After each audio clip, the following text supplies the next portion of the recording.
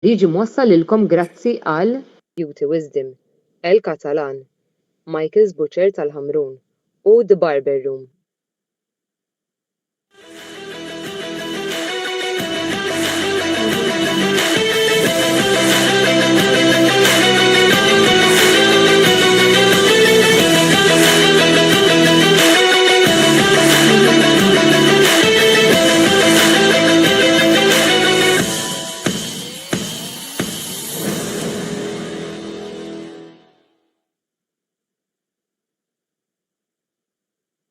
Antonello Bella jselmilkom jagħtikom merħba l-85 episodju mis-sensiela botta u risposta, programm f'ħin insolitu dak ta' 3 filgħaxija, imma nikkarantilkom jien li għal dan l-aħħar programm ta' sena 2024 għandna programm mimli ta' spajda diversi temi u argumenti jinsellem hawnhekk qabel xejn Joseph Magri, il-mistiden residenti u il-mistiden li għanna dilu parti tal-program, Brejdi Buġeja.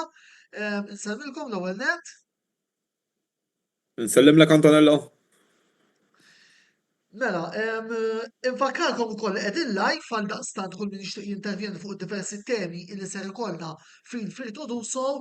Infakkarkom ukoll li matul il-programm se jkollna lil March Kembri li minn wara l-punti se jkun qed jinformana fuq kienu jiġri fuq il-logħba Juventus Kaljari tal-Koppa Italja. Jien ukoll se nkun qed intella aġġornamenti fuq l-azzjoni tal-lejla fil-rounds li għandna mit-tielet ġurnata tal-kampjonati dinija tad-darts. Diġà kellna 4 logħbiet wara nofsinhar u logħba llejla fejn fiha Jeffrey de Graaf rebaħ 3-1 kontra Robert Sweeting tal-Bahamas minnu ftit ieħor tibda l-logħba bejn Riccardo Pietrezco u Zong ta' ċina. F'titta sekondi ilu letteralment Floriana Elbo l-Inslima Wanderers 1-0 fl-aħħar logħba minn 15-il ġurnata ta' 360 Sports Malta Premier League. Imma qabel ma nibdew dawn għal-ċtermi se jkollna għal-programm tal-lejla għal daqstant inħallu fidej Lorjana Gwinkad biex ittina outline ta' x'se nkunu qegħdin niddiskutu l-lejla bħala temi prinċipali. Lorjana, fidejk. Fil-programm tal-lejla aħna ser niddiskutu Djalla u Amorim jagħtu d-derbi lil Manchester United. Il-Premier League Malti jasal fil-fażi konklusiva tiegħu. Inter jiskorjaw 6 jagħtu messaġġ qawwi lill-avversarji.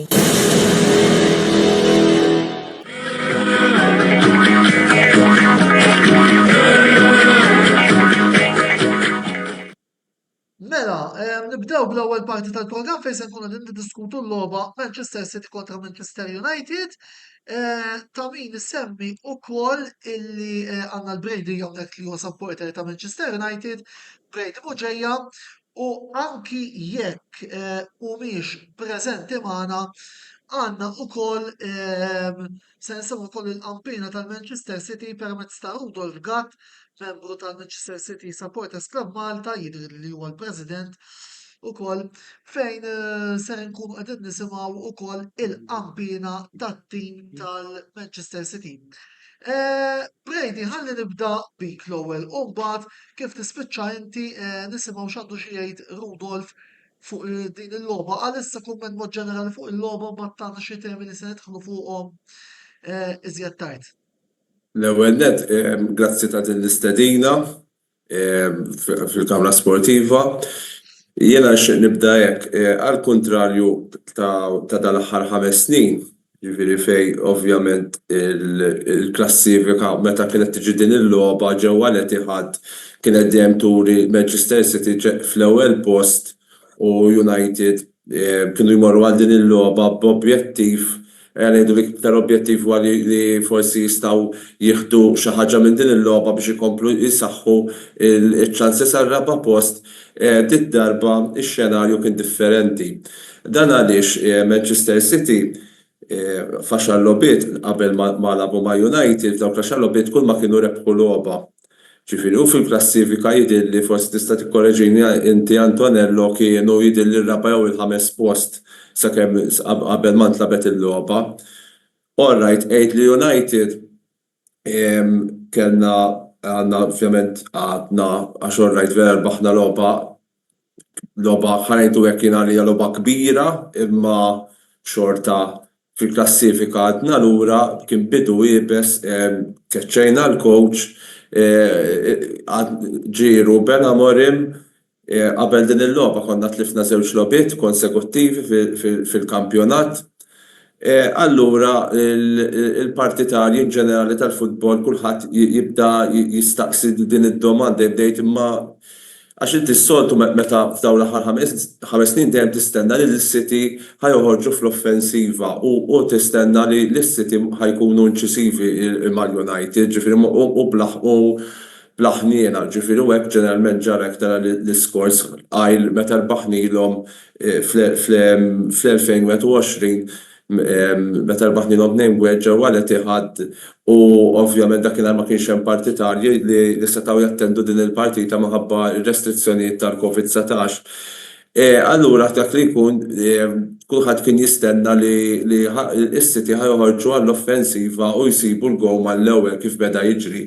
U infatti hekk ġara għax ovvjament City tista' tgħid kellhom dak fl-ewwel taqsima qed ngħidu on average kellhom 60% tal-possess tal-ballun kif ukoll anke partitarji ta' Manchester United li bdejt nitkellem magħhom matul l-ewwel taqsima dew jgħidu li l-United iridu joperaw bil-kontrattak biex forsi jelbu lil City u bdew jissemmew il-players Rashford u Garnacho li ġeneralment meta United konna noperaw bil-kontrat taħt il-coach preċedenti qed nirreferi għal Erik ten Hag mhux l-ewwel darba li kienu jsibulna din is-soluzzjoni u fl-ewwel ħaf ukoll konna mintaġru l-City avolja dejjem il-mument ħażin irnexxielhom jitlu fil-vantaġġ fl-ewwel taqsima. Iżda li ġara fit-tieni ħaf kienet storja differenti għalkemm City iwa kellhom momenti fej kellhom anke il-possess tal-ballun favorihom, però City m'għadhomx dak it-tim li semmejt kelma qabel qed mhumiex qed ikunu inċisivi u letali quddiem il-last anke chances li qed jikkreaw. Jiena rajt logħbiet tas-City ovvjament m'iniex daqshekk li niffollowhom daqshekk u ma nistax ngħid ovvjament Rudolf nassumi jgħid iktar minni x'inhi l-problema li għaddejjin City bħalissa għaliex mhumiex jiskurjaw meta dan għalija għandhom jekk mhux l-aħjar għandhom naħseb wieħed mill-aqwa attakk fid-dinja u l-aqwa attakkant ukoll qed nirreferi għal Erling Haaland fil-waqt li fit-tieni ħaf ma ġarax hekk, iżda ġara bil-kontra li r-riżultat il-logħba skużawni daret favur il-United u għaliex daret favur il-United. Daret favur il-United mhux għax irbaħ bdejna noperaw bil-kontrattak.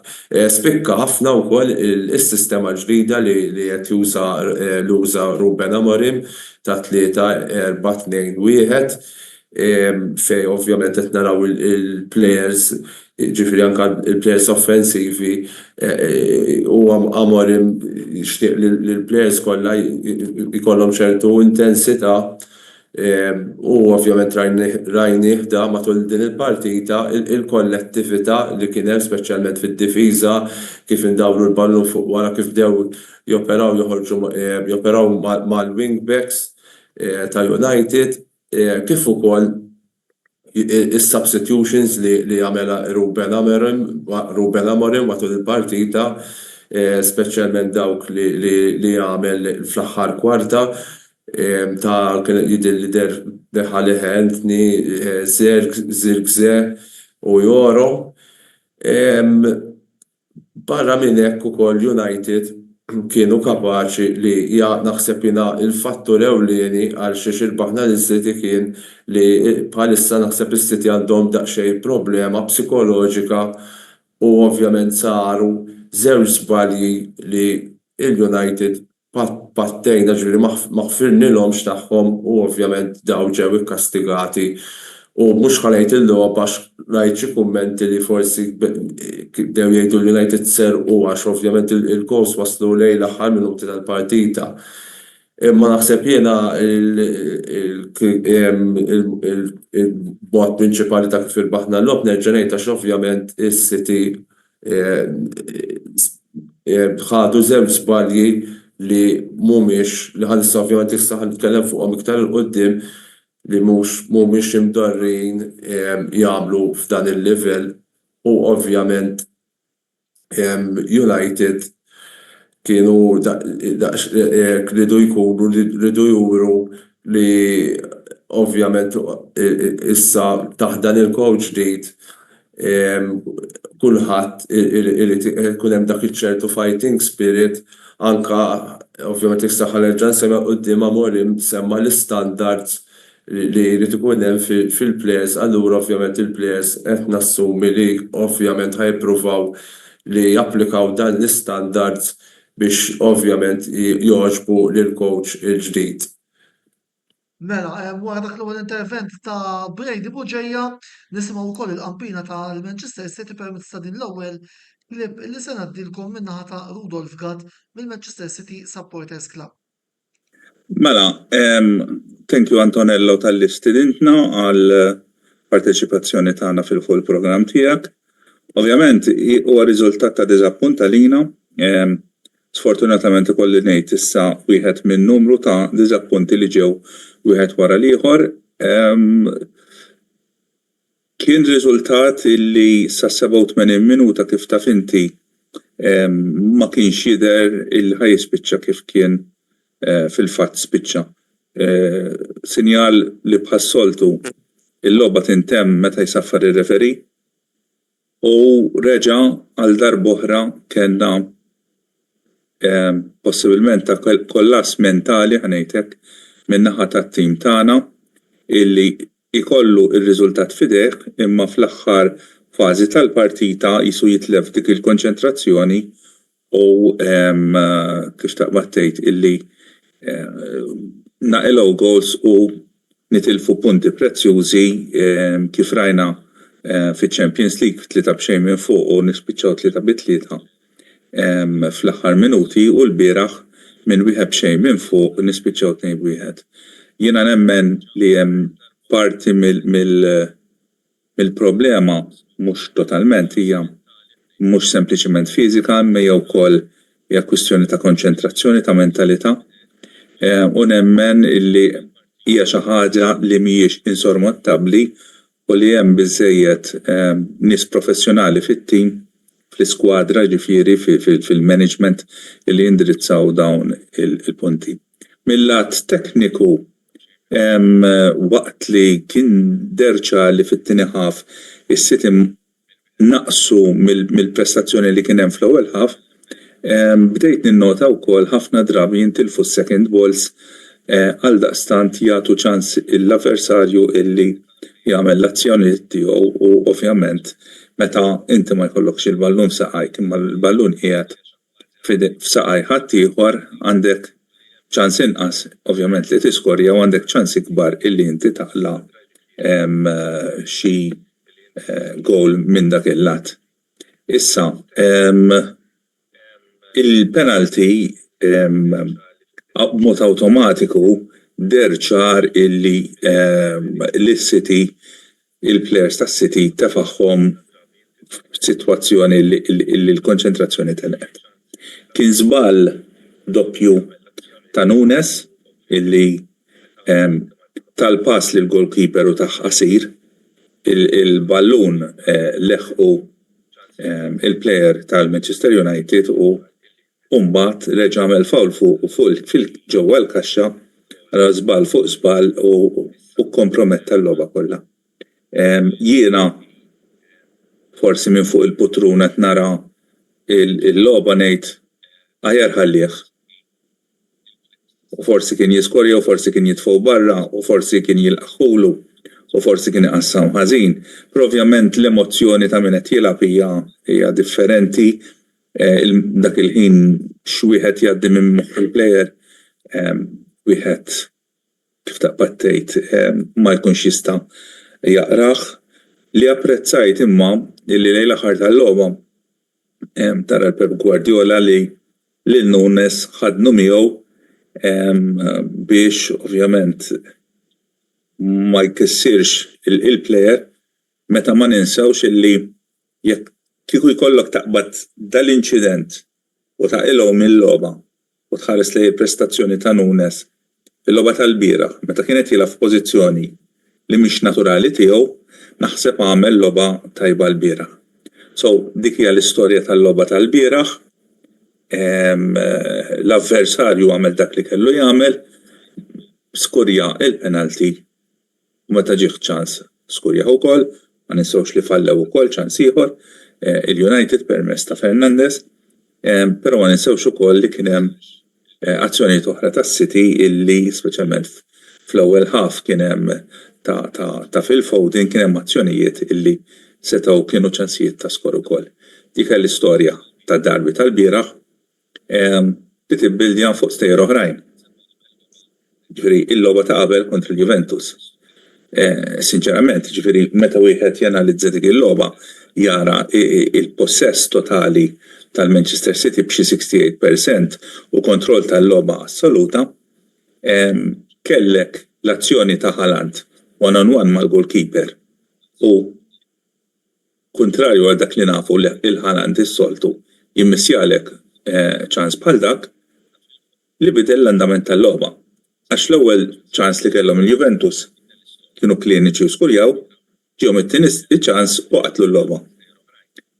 Mertu tal-avversarju li kapaċi jieħu ċ-ċansijiet tiegħu meta jiġu f'opportunità ta' gowl u huwa nuqqas ta' mertu għal plejers tagħna illi konna ħafna chances, jekk tanalizza dawn ħafna lobiet li tlifna jew li ġejna draw. Is-City on paper kellhom iċ-ċans illi jirbħu numru ta' lobiet minnhom, però ċ-chances ma jittieħdux. Il-logħba tal-futbol tgħidlek għandek ċans ħudu u tirbaħ, għandek ċans ma tieħdux u għandek probabilità kbira illi ħatwaqqa l-punti. Mela, smajna mek l-ewwel intervent ta' Rudolf Brady fil-qosor nafx għandek xi risposta għalih qabel nkomplu nitkellmu fuq temi oħra. Deħu għajmin nkomplu dana. Mela, se nkomplu nitkellmu fuq argument li naf fiċċert li qiegħed qalbek bħalissa, Ruben Amorim. U l-għażla koraġġuża li għamel illi saħsita ma jgħadx il-Garnacho u Marcus Rashford ma' skwadra li marret fl-etħad. Turnover, x'naħseb? Ħanibda għax għadni kemm rajt ħaġa fuq Sky. Jidher kellu intervista mal-ġurnalist Henry Winter, Marcus Rashford, u jidher li anka l-plejer innifsu huwa deċiż li jitlaq lill-United. Ġieli daj milli jidher kien diġà kellu xi disciplinary disciplinarja anka fi żmien Ten Hag jidher li mhux japplika mal-kultura li jridu jadattaw l-Ineos, il-co-owners il-ġodda u naħseb milli jidher naħseb li Rashford at this stage ma tantx għandu ħajja twila.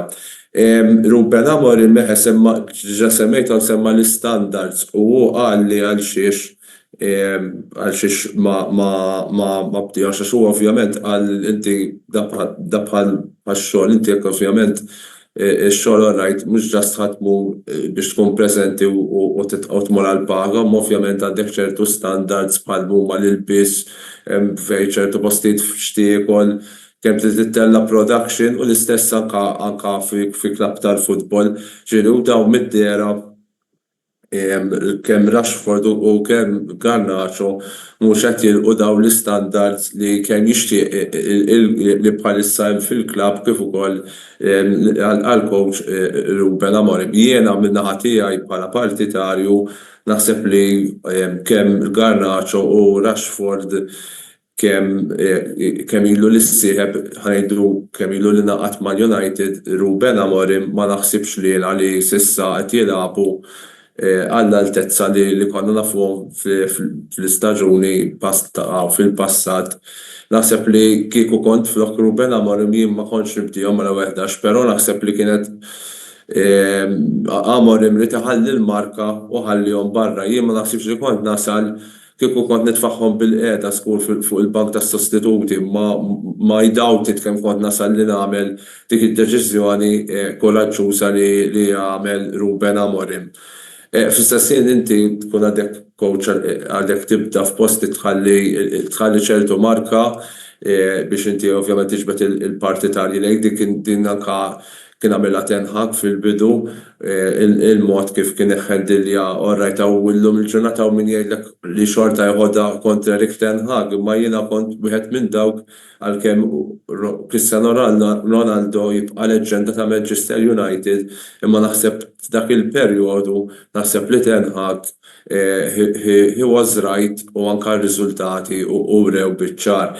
Però issa tittara along the course along ġifieri in the coming days fejn jiġri għandna logħba l-ħamis kontra Tottenham fid-9 u mbagħad hemm ovvjament il-logħba tal-kampjonat il-ħadd li ġej kontra Bournemouth. Jien qed nistenna li ovvjament għall-logħba tat-Tottenham naħseb li daw iż-żewġ players jiena ħanarawhom ġifieri jekk mhux mal-formazzjoni inizjali żgur xi ħadd minnhom ħajkun involut f'din il-partita, dik ninsab ċert minnha jiena. U mbagħad ovvjament naraw nerġa' ngħid għax issa għandna sal-aħħar tas-sena għandna kalendarju mimli u żgur li Ruben Amorim għandu bżonn mhux ġast 11 plejer biss għandu bżonn l-iskwadra kollha. Nafu li l-United tal-aħħar sofrejna kellna ħafna injuries, ġajna wkoll bl-injuries ta' żewġ players li importanti fl-iskwadra Luke Shaw u Mason Mount, allura nistenna li kemm Garnacho kif ukoll Rashford ovvjament the coming matches sal-aħħar tas-sena ħajkunu involuti żgur. Joseph, l-ewwel kummenti tiegħek rigward din il-logħba tal-ħadd li għadda. Ma nafx jekk kienix qed nidher jew le. Le tidher tajjeb. All right, għax Facebook.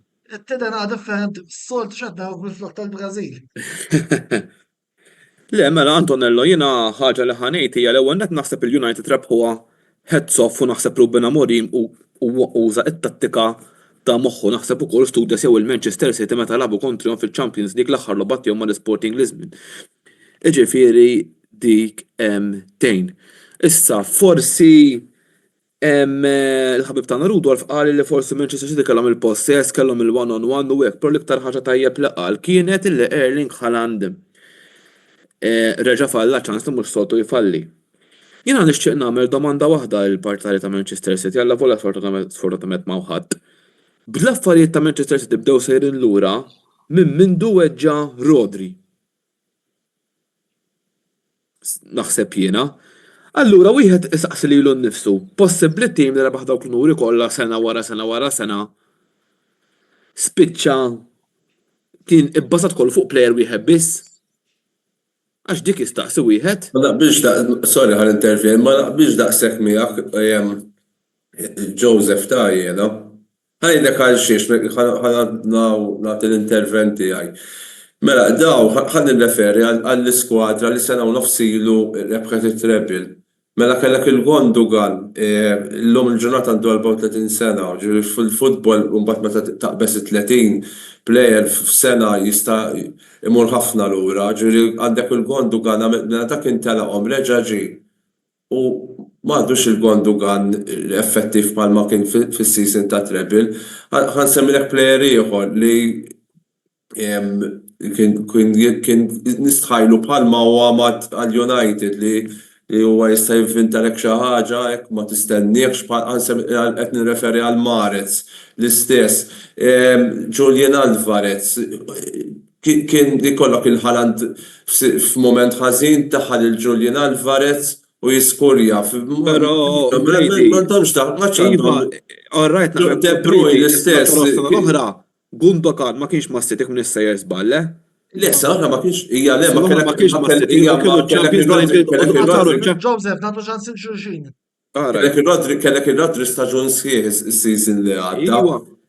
Le, mhux qed ngħidlek li ta' Rodri hija issue ta' ġifieri għax ġenejt jiena ġifieri għalija rebaħ il-ballun tad-deb b'mod merita ġifieri anke ma' Spanja fl-Ewro. Imma jien niftakar is-City li jkunu eżempju ħandaħħal il-Liverpool għax il-Liverpool huwa tim għalija b'saħħtu daqs is-City. Imma għax is-City kienu jiġu eba fil-Liverpool għax il-skwadra tal-Liverpool ma kellix dik id-debt li għandha l-iskwadra tas-City. Illum ġurnata l-iskwadra tas-City ma għandha dik id-debt. Anke dawn l-akkwisti li saru bħal Doku, Savinio, ma nagħhomx all right players tajbin. Ma mhumiex dak il-players li kif kien pereżempju Sterling fl-aqwa tiegħu magħhom. Bħalissa dak u kellhom xi ħadd kellhom players oħra wkoll li kienu jagħmlu d-differenza anke kien għala plejer jidħol ieħor nerġa' nsemmi Julian Alvarez. Kellhom dak l-attakkant f'idejhom bijgħu ukoll ma il-Delap tal-Ipswich. Għandu statura jista' jkun sostitut ta' Erling Haaland. Għax xneħħew ma minn m'għandhomx m'hemmx options. Nerġa' ngħid ta' Rodri hija ġifieri u ħassra ovvjament għavolja tim rivali li ma tarax plejer bħal Rodri mweġġaltu l-dak iż-żmien huwa plejer tajjeb ħafna, imma there again m'għandhomx dik is-saħħa li kellhom Però Gundogan is-sena l-oħra ma kienx magħhom, is-sena l-oħra daw rebħu l-lig. Hija ma s-sena l-oħra kellek xorta kienet hemm kellek il-Rodri, li kien Rodri. Ejwa, ġifieri qed innaqblu x'qed inniedu. Hija jiena naqbel miegħek, Jiena ma nistax nifhem kif għax weġġa Rodri tim li dejjem jinvesti fi players kbar. Issa jew forsi ma stennewx ta' Rodri jista' jkun u m'għandhomx substitute sura għalih. Ġifieri għax din naħseb il-City tilfu kemm ilhom ma jerbħu xi 11 il-logħba qabel ma rebħu l-aħħar waħda milux. Rebħu waħda milux kollox minn 11 logħba rebħu logħba. Eżatt, 11 logħba rebħu logħba, dan din jiena kemm ili nsegwi l-futbol. Sorry, il-Manchester City. Ma nafx xiex neħħew, sorry, nafx xiex neħħew il-Palmer daw. Ukoll, dik oħra. U li neħħew il-Julian Alvarez. Eżatt, ħadd li minn kont ħanejda. Immaġina daw kienu available, qed insemmilek il-Palmer u l-Julian Alvarez, immaġina kienu available daw il-ħadd. Daw għamlu eżempju, ħana qabbes naqfu t-tim tiegħi il-Milan, daw għamlu eżempju bħalissa Alla ħares u weġġa' Fofana fin-nofs. Aħna din tajjeb. Dak plejer li jena ngħid id-dritt kieku ma ġibniex Lugarte, kont xtaqtu li jiġi mal-United. Ejwa. Jiġifieri, mela bdejna nitkellmu fuq il-kriżi ta' Manchester City wkoll u għandna klippa oħra min-naħa ta' Rudolf fejn għandna madwar 9 minuti fejn se jkun qed jispjegalna wkoll il-qampina tiegħu rigward is-sitwazzjoni tas-City. Nitlob il-panel biex tisma' dal-klip ta' Rudolf ħalli mbagħad marru l-kummenti konklusivi għaliex il-ħin diġà ħarab. Mela, nisimgħu Rudolf bil-kummenti tiegħu fuq il-kriżi tas-City u mbagħad nerġgħu nitlu lura fl-istudju tista' tgħid. X'wassal għal din is-sitwazzjoni tal-lum huma diversi affarijiet. Għandek numru wieħed il-fatt li fl-opinjoni tiegħi is-City setgħu kienu daqsxejn iktar aggressivi dal-aħħar staġuni biex jagħmlu rinnovament tal-iskwadra. Wieħed jinnota illi f'dal aħħar sentejn tlieta l-iskwadra bdiet tixjieħ bħala average age llum għandek numru ta' players li qabżu 30 sena u ovvjament blob iktar li qed ikollhom jilagħbu ta' spiss anke meta jkun hemm injury player illi kiber komparat ma' wieħed ta' early 20s ħajdhom iktar fir-recovery tiegħu. Dan jidher pereżempju John Stones, Nathan Ake u kif ukoll Kevin De Bruyne illi kull darba li qegħdin iweġġgħu mhijiex kwistjoni ta' jagħmlu lek ġimgħa jew ġimgħatej imma qed idumu iktar ġieli xhur biex jiġu back in form. U ma ninsewx illi jekk plejer għamel xahar xarej tlieta barra once li għaddilu ma jiġix match fit mill-ewwel, imma jrid ikun hemm perjodu ta' żmien sakemm wieħed jidħol f'dak ir-ritmu. Nemmen ukoll illi l-iskwadra tas-City kontrarju għal ħafna kummenti li nisma' b'mod ġenerali u anke naqra fuq is-social media m'għandhom skwadra kbira.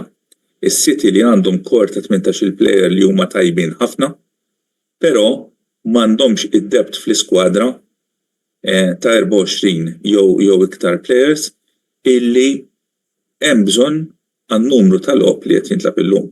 Ma ninsawx li l-Manchester City li l-istaġun tagħhom beda fil-bidu ta' Awwissu, fl-10 ta' Awwissu, din is-sena l-istaġun tagħhom ħajjispiċċa lejn l-aħħar ta' Lulju għax iridu jieħdu sehem wara li jispiċċa l-lig u tispiċċa l-FA Cup iridu jieħdu sehem fil-Club World Cup il-ġdida kif diżenjata mill-FIFA.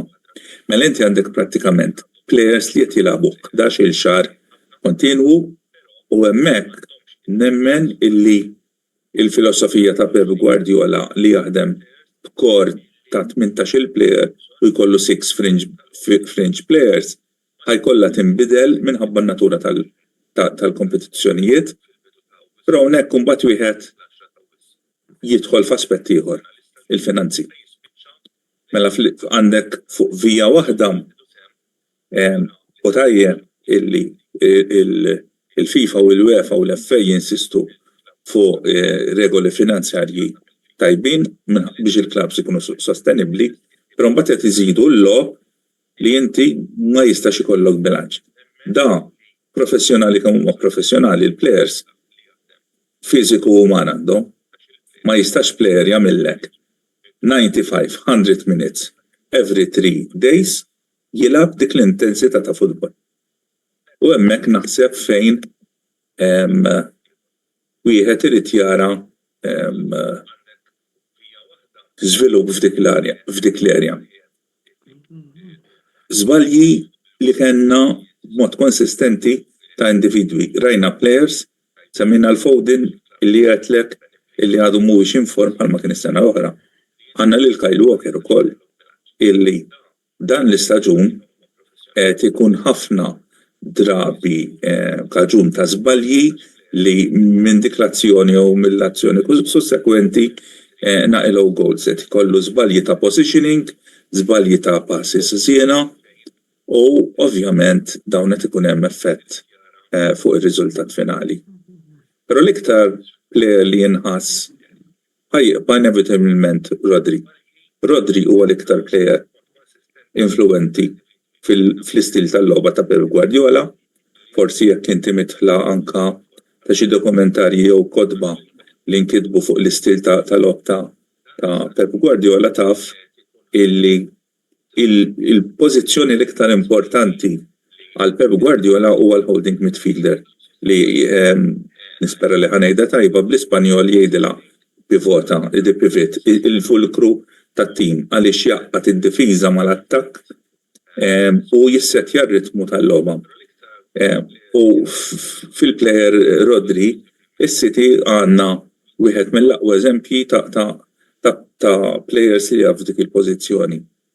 L-isfortuna u hemmhekk illi l-klabb irid jerfa' jew il-diriġenza titterfa' ċertu responsabiltajiet hija illi ma ġiex identifikat replacement jew inkella sostitut denju ta' Rodri. Is-City xtraw lil Calvin Phillips li jidher li kien esperiment li ma rnexxiex għaliex Phillips mindu ġie mas-City tilef kull forma li qed kellu mal-Leeds, Jimmy Sloof l-istaġun li għadda mal-West Ham u ma kienx xejn tajjeb lanqas dis-sena qiegħed mal-Ipswich u mhux għax qed jidher li mhux qed ikollu xi staġun dak li ngħidu aħna waw mal-Ipswich ukoll. U hemmhekk forsi fejn f'Jannar il-klabb irid jinvesti, fl-opinjoni tiegħi u ta' ħafna ħbieb minn tiegħi li nżommu mal-Manchester City nkunu qed niddiskutu bejnietna huma pożizzjonijiet li wieħed irid jinvesti għandek il-holding midfielder, għandek il-fullback positions, ma ninsewx li s-City ilhom ma jilagħbu b'left back pur snin kbar. L-aħħar left back pur li kellna Sfortunatament għamel iktar żmien il-ħabs milli jilgħab fuq il-pitch. Mendy. Ma qablu li kellna left back skuri kienu żmien Kolarov u żmien Clichy. Meta ma ninsewx illi labna għal-kemm il-darba fl-istaġuni bil-Zinchenko li mhuwiex left back pur, labna b'Fabian Delph, dal-istaġun ġili qed nilagħbu bi Guardiol, jew inkella anke b'Nathan Ake li l-pożizzjoni pura tagħhom hija ċentrali. So hemmhekk naħseb fejn is-City jridu jinvestu u inħassu wkoll in-nuqqas illi telaq Julian Alvarez illi sena l-oħra kien sostitut denju kemm meta kien hemm in-nuqqas ta' De Bruyne meta kien iweġġa n-numru ta' xhur kif ukoll għal dak ix-xahar jew xarej li kien għamel nieqes Haaland. Fi żewġ ċirkostanzi kien brillanti u sfortunatament il-plejer għażel li jmur mal-Atletico Madrid għax kellu garanzija ta' iktar lob li ħajkun msejjaħ fl-ewwel skwadra. F'Jannar suppost il-Manchester City għandu jiġi il-plejer Arġentin Echeverri li inxtara minn River Plate iktar kmieni din is-sena u bil-ma River Plate kif l-istess kien ġara fil-każ ta' Alvarez ħallew il-plejer li lest l-istaġun ma' River Plate u ħajġi minn Jannar. Ovvjament plejer Sud-Amerikan li ħajġi l-ewwel darba jilgħab fil-lig Ingliż ħajkollu żmien tiegħu sakemm wieħed jissettilja. U naħseb dawn huma b'mod ġenerali il-fatturi li qed jikkontribwixxu għas-sitwazzjoni tal-lum, inkluż in-numru ta' injuries ta' ħafna players mill-istess dipartiment. Kellna żminijiet fejn kellna 4 difensuri nieqsin.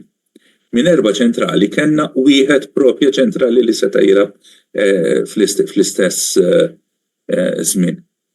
So meta wieħed jibda jara dawn l-affarijiet, li mhux kulħadd ikollu l-injuries, żgur li kulħadd ikollu l-injuries.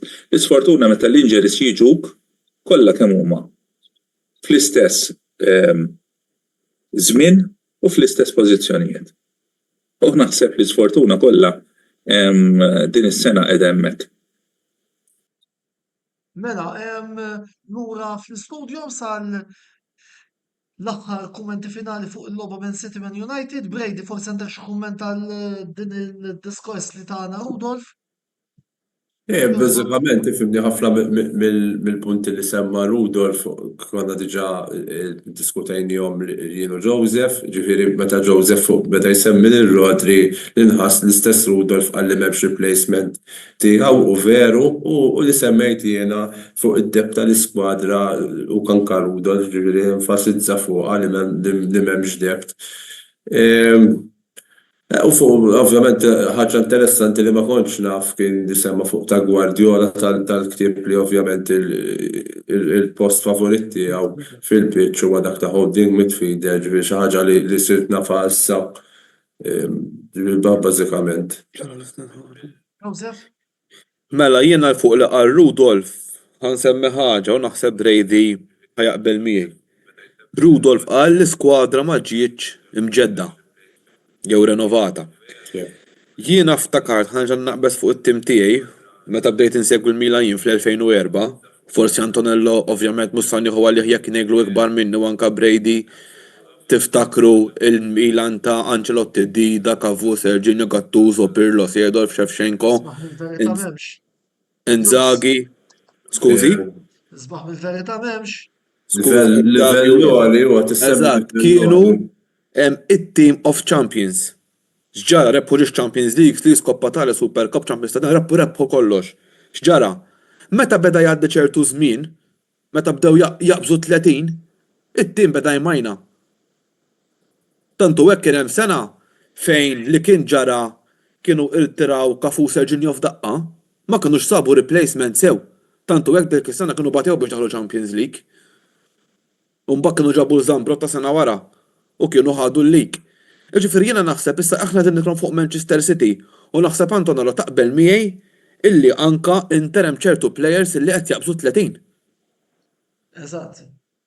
Ġifieri jiena naħseb illi wara ċertu żmien inti trid jew tibda tinvesti fi plejer żgħar. Jew inkella ħaġa tajjeb li għamlu l-Milan dil-ġimgħa kienet li nagħmel Fonseca nhar il-Ħadd. Issa nhar il-Ħadd il-Milan labu tajjeb kull ma kien jonqos il-gowl. Però x'ġara Teo Hernandez dejjem jilgħab kienet jgħid. Nħallu għat-tieni parti ġu. Eżatt le.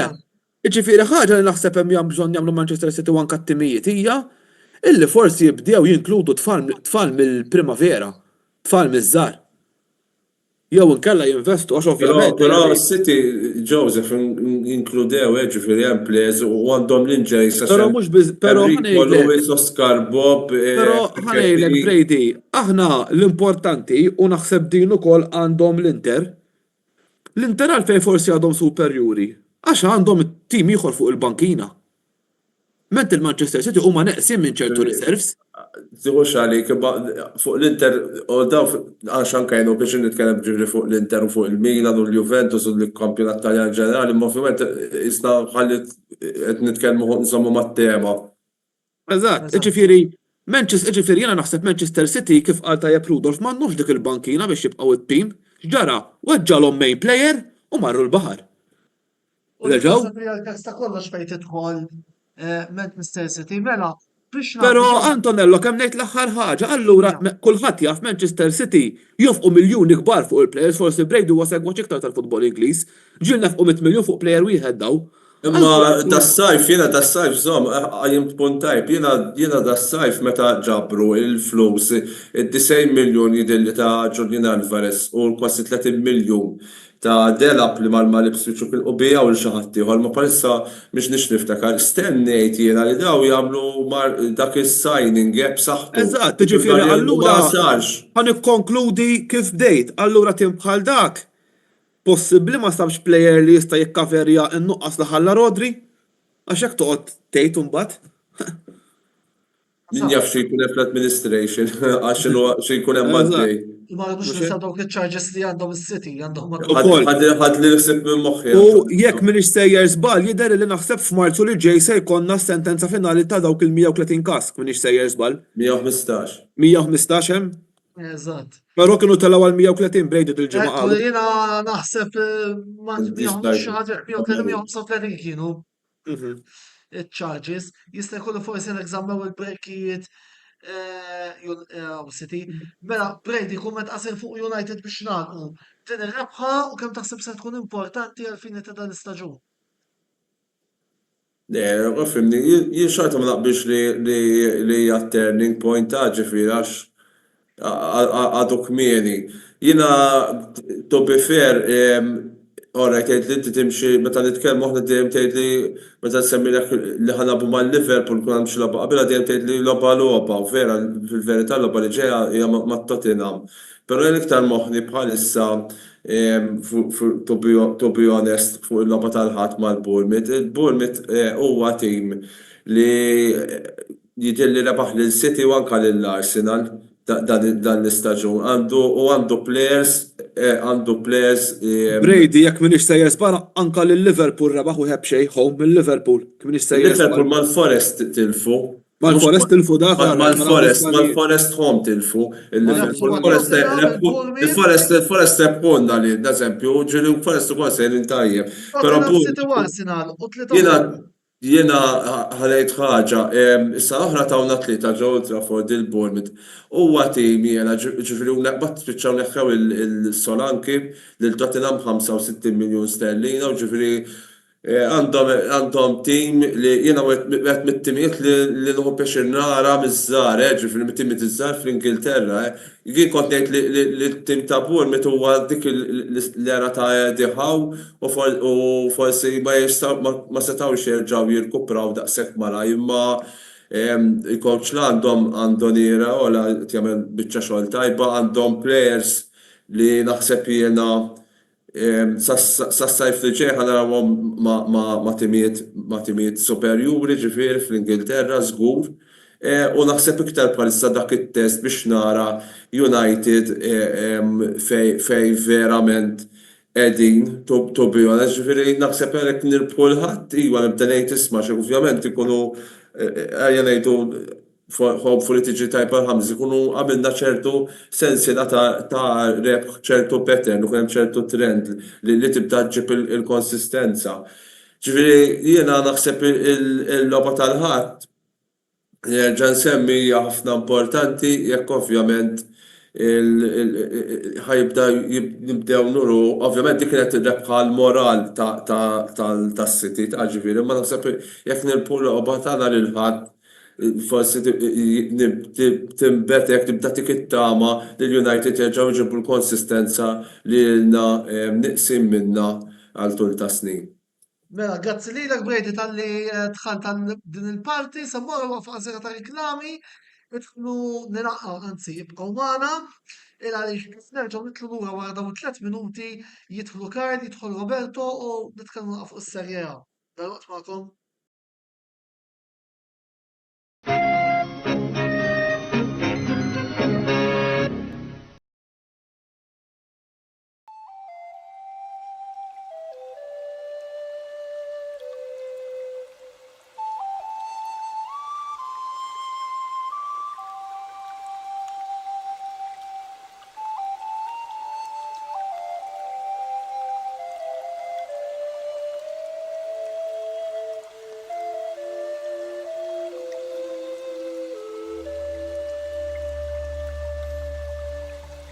Beauty Wisdom tal-Fgura għall-aħjar prodotti u servizzi ta' sburija.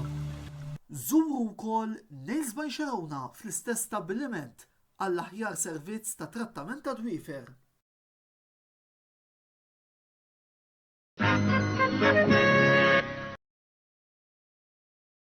Wasal eluq żmien ommok, missierek, jew xi ħadd minn tal-familja, għandek xi okkażjoni jew xi attività mal-ħbieb u trid issib restorant tajjeb b'ikel ġenwin u prezzijiet qalbut ta' kulħadd, post wieħed għandek issib El-Katalan tax-Xajra fejn issib għażla vasta ta' pizza, pasta, grills u għaġin f'atmosfera b'element familjari.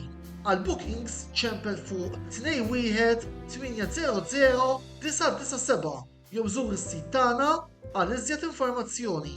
El-Katalan, ir-ristorant għalik.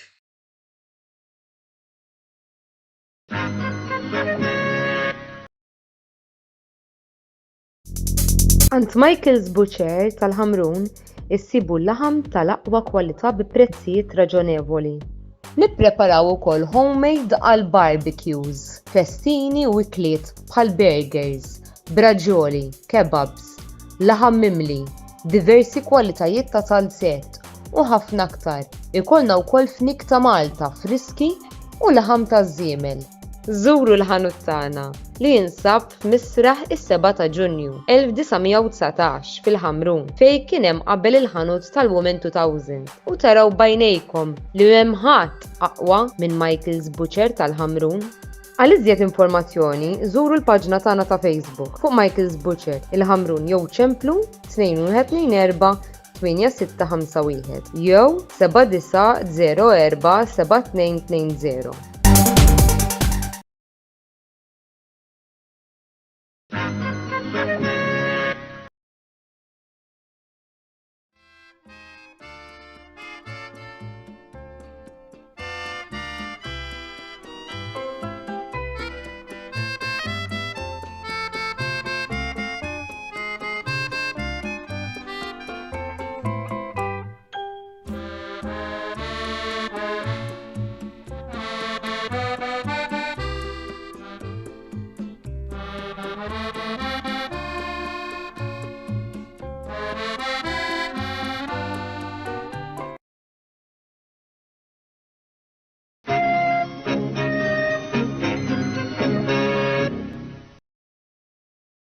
Mela, merħba lura t-tieni parti tal-programm Botta u Risposta fejn issa ser nkunu qed nitkellmu fuq il-kampjonat Taljani naqdu magħna Carlo Roberto hawnhekk insellmilkom. Buonasera. Mela, Roberto wkoll grazzi illi qed tingħaqad ma naf li bħalissa dialogu tal-Juventus kontra Darja li forsi tina naqra Kieku taf. il-boba. Kieku taf x'qed nitlef is-soltu. ħlisna minn Allegri, ġibna mbarazz ieħor. M'hemmx tagħmel. Tajjeb, mela qabel ma nibdew nitlu iktar fid-dettall, nagħtu ħarsa anke bl-għajnuna tal-grafiċi tagħna. Lej riżultati li kellna fit-tmiem il-ġimgħa mis-serja Taljana, Bologna 1 Fiorentina xejn, Cagliari xejn Atalanta 1, Como 2 Roma xejn, Empoli xejn Torino 1, Juventus 2 Venezia 2, Lazio xejn Inter 6, Lecce 2 Monza 1, Milan xejn Genova xejn, Parma 2 Verona 3, Udinese 1, Napoli 3. Klassifika Atalanta 37, Napoli 35, Inter 34, Fiorentina u Lazio 31, Juventus 28, Bologna 25, Milan 23, Udinese 20, Empoli u Torino 19, Roma Genova u Lecce 16, Parma Como u Verona 15, Cagliari 14, Monza u Venezia 10. Inter, Fiorentina, Bologna u Milan għandhom logħba nieqsa. Mela, minn fejn se nibdew l-aħwa? Nibdew mill-logħba tennis li tajna fl-Olimpiko l-bieraħ tgħid? Għalli għalik.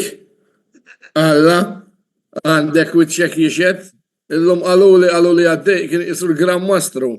Għandek raġun, tajtu għom xebaw tidrisa. Aw, waqqajtu għu waqqaċċajt. Mux id-dispjaċi, kar. Ejja, Le, jien id-dispjaċ, dawk, għazin naqsi kalkulom. Le, ma għahnet kelmu straight, kien il-biraħ l-Inter għalija jien. Jekk taw show off forsu. Mem xietejt, u għajja. Mem xietejt. fuq rasu. U fuq rasu sew l-qattu xanin għalla. Għax laqas jafu kif xej. Karl, jiena biex nżid ħaġa, bażikament kien hemm ħafna kritika fuq l-Inter li forsi m'għadhomx jagħmlu l-lob ta' sena l-oħra u hekk, il-bieraħ ħalli taw risposta għal kulħadd li ħajġgħu jiġġieldu b'saħħa. De, dik, iġvin dik għalek xi dubju li l-Inter mus se jkunu contenders għal-lig? Le, ma kontx qed naħseb li huma the best team, però naħseb il-bieraħ urewna li huma the best team. Naqbelu le, jiena lija il-lig demettu dis-sena ħajkun bejn tlieta Atalanta, Napoli, minħabba diversi raġunijiet mhux se nerġa' nirrepetihom, u l-Inter kienu hemm, dejjem kienu hemm u jibqgħu hemm. Naħseb il-bira għajna li aħna fl-Inter fl-opinjoni f'ira li tiegħi għaw ħan nitkellem u kol ta' supporter, għatim ta' serja u mhux biftit. Anki jekk il-lob tal-Atalanta u nuqqas ta' lob Ewropew ta' Napoli naħseb se jkunu se jagħtu ħarta jimsew minn narazzuri dis-sena għarref tal-kampjonat. Ħanejlek Antonella ħan nitkellem straight, jiena qed nistenna onestament. Issa għaw minn ma jaqbix mi, jiena ngħidlek in-Napli ma jispiċċaw jiġġieldu biex jiġu top 4, jiena li mhux impressjonawni. Ġifieri, li ngħidha mill-bidu tas-season. Qed jimpressjonak il-Milan, aħna Roma. Le, l-ak tal-impressjonawni l-Atalanta dis-sena. Imma l-Atalanta there's a continuation u di tidu ddaħlu għaġu raskom. L-Atalanta s-sena l-oħra rebħu Final Ewropea. Ma minn rebħuha ma tim li xeba jagħti x-xebat lil kulħadd plus li rebaħ il-kampjonat ta' pajizu b'meritokrazija assoluta. L-Atalanta is no surprise. L-Atalanta it's a confirmation. X'taħseb Roberto? Fimni, jina l-Atalanta naħseb ibbildjaw sena wara sena għal-kem tilfu plejer importanti, pero Gasperini bħalma dejjem iddiskutejna reġa' wara l-kapaċitajiet tiegħu li jkollu biex ikollu jirnexxielu jaqqat tim kompetittiv, jiġifieri da tilfu l-Cop Miners, tilfu Xkamakka li ovvjament għandu cruciate injury, ġabu r-Retigi li mal-Ġenova mhux li kien impressjona, u ovvjament meta kien jilagħbu man-Nazzjonal kien juri n-Nazzjonal x'livell wasal tal-Italja. Però ma l-Atalanta trasforma ruħu fi striker li ovvjament qed irendi. Ifhem issa ma naġlux taġi bambin, ġifieri, rajt veru l-Inter il-bieraħ kellhom wirja impressjonanti, però ma nħallux wirja waħda tibdel il-perċezzjoni ta' dak li seħħ matul l-istaġun sissa, ġifieri. Kampjonat għadu twil. Le apparti li għadu twil, però sissa l-Inter ma kienux dik il-forza dominanti bħalma kienu l-istaġun li għadda, ġifieri l-biraġi tom logħba tajba, Ovvjament ġiex minuti bidlu l-andament tal-logħba kollha biex ikunu fair, għax għalija l-Lazio l-ewwel nofsija kienu l-aħjar tim fil-ground. Mhux ħannaqqas mill-mertu tal-Inter ta' ġifieri tifhmunix ħażin u mhux nitkellem hekk għax jien Juventin laqqas xejn, qed inkun oġġettiv imma. Però s'issa l-Inter ma kinux it-tim dominanti li kienu l-istaġun li għadda, ġifieri issa ovvjament jaf din l-logħba tkun żvolta u l-Inter jibqgħu għaddejjin bħal romblu. Jalla le, ġifieri għal kull Juventin jalla le. Però ifhem on paper l-Inter għandhom l-aħjar tim, għandhom l-aħjar skwadra, għandhom ġiex timijiet, mhux tim wieħed. U naħseb anke sistema tal-logħob tagħhom hija waħda kif jgħidu t-Taljani kollaudata. Ovvjament Inzaghi jagħmel biċċa xogħol kbira. Però għad-fadal jiena naħseb li l-ġlieda eventwalment sakemm ma jkunx hemm xi trasferimenti klamorużi f'Jannar ħad tkun bejn Atalanta u Inter. Jiena n-Napoli m'iniex narhom tim konsistenti, weġġalhom buongiorno issa wkoll li kien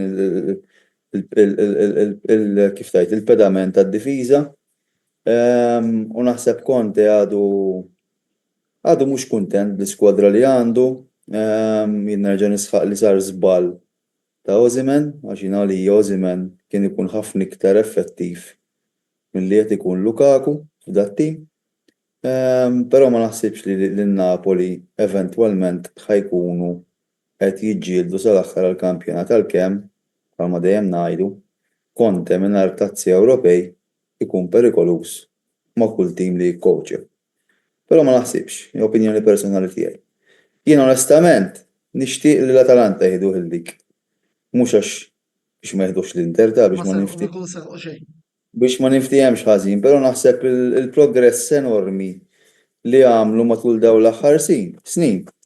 Jekk jieħdu l-lig dis-sena, naħseb li jkunu laħqu il-qofol ta' dal-progress li jurew fl-aħħar snin. Jiġifieri jiena għandi simpatija lejn Gasperini, għandi simpatija lejn l-Atalanta u nixtieqhom li jieħdu l-lig biex ikunu forma tal-Ester ġewwa l-Italja.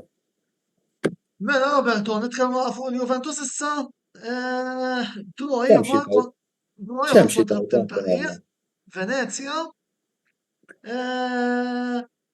Tgħidilna Thiago Motta f'dak l-intervent tiegħek illum billi tajjat Thiago Motta Mbarazz. Ħafna fuq l-internet qed jgħidulu Mr. X. Imma nixtieqek telabora naqra aktar fuq il-kustjoni Vlahovic u illum ma nafx wara ngowlek kompluċ. Le, ħanibdew, jien ma naħsibx li mhux il-problema mhuwiex Vlahovic, il-problema hija s-sistema, hija s-soċjetà, hija komplessa. Ġifieri mhix kwistjoni ta' plejer wieħed. Jiena b'kull rispett, ġifieri kelli stennija kbira għal Thiago Motta, kelli stennija kbira l-lob kif ħajlab it-tim, kelli stennija kbira ħabba ovvjament l-akkwisti li saru, però s'issa bla tlaqliq ngħid li jiena totalment diżappuntat. U diżappuntat mhux għax niġu draw, għax s'issa fl-aħħar mill-aħħar għadna mbeaten. Però diżappuntat bil-mod, bil-mentalità tat-tim, tim li jilgħab il-ħin kollu orizzontali, m'hemmx lob vertikali. U jiena fimni, jiena issa ħanilbes il-kappell ta' coach. Coach tajjeb, tarfu minn coach normali, meta jinduna li t-tim mhux qed jiffunzjona u jara fi wettaq il-bidliet li hemm bżonn li jwettaq biex ovvjament it-tim tiegħu jkun ta' suċċess. Jiena niftakar intervista li kien semma Sarri l-istess. Sarri kien ġie mal-Juventus biex ovvjament jilgħab is-Sarri ball, futbol sabiħ, futbol ipaxxi l-għajnejn. Però Sarri wara ftit li jagħmel jikkoċja l-plejers tal-Juventus kien induna li bil-mentalità tiegħu mhux ħajasal. Allura adatta ruħu għall-ambjent li kienet jaħdem fih, rebaħ il-kampjonat, però ma paxxinix kif kien ipaxxi lis-supporters ta' Napoli. U naħseb li Thiago Motta jrid jagħmel l-istess. Thiago Motta jrid jirrealizza li jekk ħajibqa' jibbaża l-logħba tiegħu fuq Cup Miners ma nagħmlu xejn għalissa. Jekk iħalli l-Konsejsaw u l-Dis il-bot mill-asta qed inaqsilhom 50% tal-potenzjal tagħhom, U ma jistax jibqa' jilgħab dal-ħafna pussess indawru l-ballun minn fullback għal fullback ieħor u nerġgħu lura u nqasmu l-goaler. Il-futbol biex tirbaħ tiskurja u biex tiswiet tattakka. Jekk mhux ħajlab dit-tip ta' logħob, ħajrġa' jkollna staġun diżappuntanti pjuttost ngħidlek li jkun diżappuntanti aktar milli kien taħt Allegri għalfejn għax dis-sena saru akkwisti. Is-season li għadda ħlif wejja ma ġiex ġdid. Allura ċertu l-livell fl-iskwadra mhux li żdied b'ħafna. Plus li ovvjament talqu ċertu players kienu. Dis-sena saru akkwisti li Thiago Motta, għalkemm jiena uħud minnhom ma naqbilx magħhom. Allura issa sta għalih dal-coach jekk kif verament irid jagħmel il-qabża fil-karriera tiegħu, irid juri li jisma' kapaċi u jadatta għal players li għandu dispożizzjoni tiegħu. Ma jistax jibqa' magħluq fi sqaq għax dis-sistema rnexxiet mal-Bologna ifisser li ħadd irnexxi mal-Juventus. Dak m'hemm l-ebda kmandament fil-futbol li jisħaq hekk. Antonello, jekk ma jimpurtax, domanda għal Roberto. Jiena Roberto nħu pjaċir nismaw jitkellem u għandi rispett li ħal-mod kif jitkellem fuq il-futbol, però nixtieq nisma' l-opinjoni tiegħu. Il-penalti ta' Vlahovic kien jew le? Għax jien ma rajtux li kien, onestament, ma nafx ma fejn ħabat ma' idejn, anzi pjuttost rajtu ħabas ma' Douglas Louis. Ġifieri. Għana jillek Joseph, hija interpretazzjoni, ġifieri kapaċi jkun hemm każijiet fejn dak it-tip ta' aċċident ma jingħatax penalty u kapaċi jingħata, ġifieri mhux ħanajdlek kien 100% le, mhux ħanajdlek hekk u lanqas ħanajdlek ma kienx 100%, ġifieri jiena onestament ħanajdilkom jiena bħal metta dejjem u nerġa' ngħidha jiena dal-VAR eret il-futbol, issa stess kont ma' ħabib tiegħi coach qed nitkellmu speċi hekk iddiskutejna kemm il-VAR neħħa mis-sabiħ tal-logħba tal-futbol. U dal-ħafna anke plejer għax taraħ jaqbadlu l-flok hekk u jaqa' mal-art allura jmur jaraħ fil-VAR u penalti. Jiena onestament jiġifieri dawn l-affarijiet ma iktar beduni mill-logħba li tant kont inħu pjaċir insegwi u ovvjament każijiet bħal daw kif għedlek daqqa jtihom u daqqa ma jtihom skont ir-referi min ikun dakinhar insert tal-logħba. Ġifieri ma naħsibx li hemm l-ebda kontroversja fiha.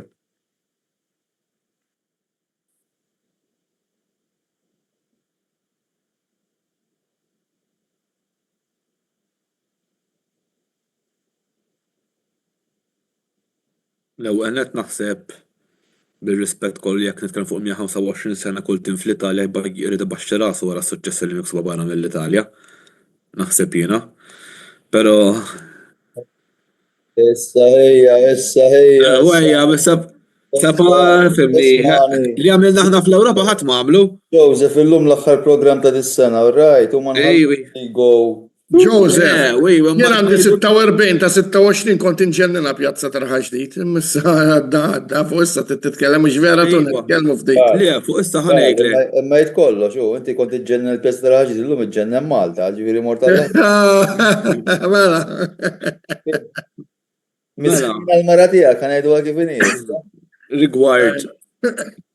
Rigward il-Milan ovvjament tal-kemm mhux ħanuża l-logħba il-kelma żammewna Antonello naħseb aħna tajnihom punt għax naħseb aħna konna l-aħjar tim u naħseb l-unika ħaġa li kien jonqosna il-gowl. L-ebda mod mu qed nipprova nagħti proset il-Milan ta' ġifier onestament Morat attakkant esperjenza ma tistennix li jfallilek dawk it-tip ta' chances. Però nista' interrompik. Mela le? Jien naħseb l-argument aktar mill-birja tal-Milan hija id-dressing room tal-Milan l-atmosfera li hemm. Konġi għalija ġifieri. Jiena dal-ħafna anka dak li Fonseca apertament jikkritika ċerti players tiegħu naħseb qed juri kemm it-tim huwa maqsum, kemm fid-dressing room hemm ski kienu xwabel lesti għal xulxin u dik xejn ma tgħin. Jiena dil-ġimgħa rajt post fuq Facebook tellaw għamlu comparison bej Fonseca u Gianpaolo. U daw pratikament fl-istess ammont ta' logħbi ġabu l-istess ammont ta' punti. Ġifieri jekk Gianpaolo kien meqjus bħala falliment, naħseb anke Fonseca jista' jitqies bħala falliment.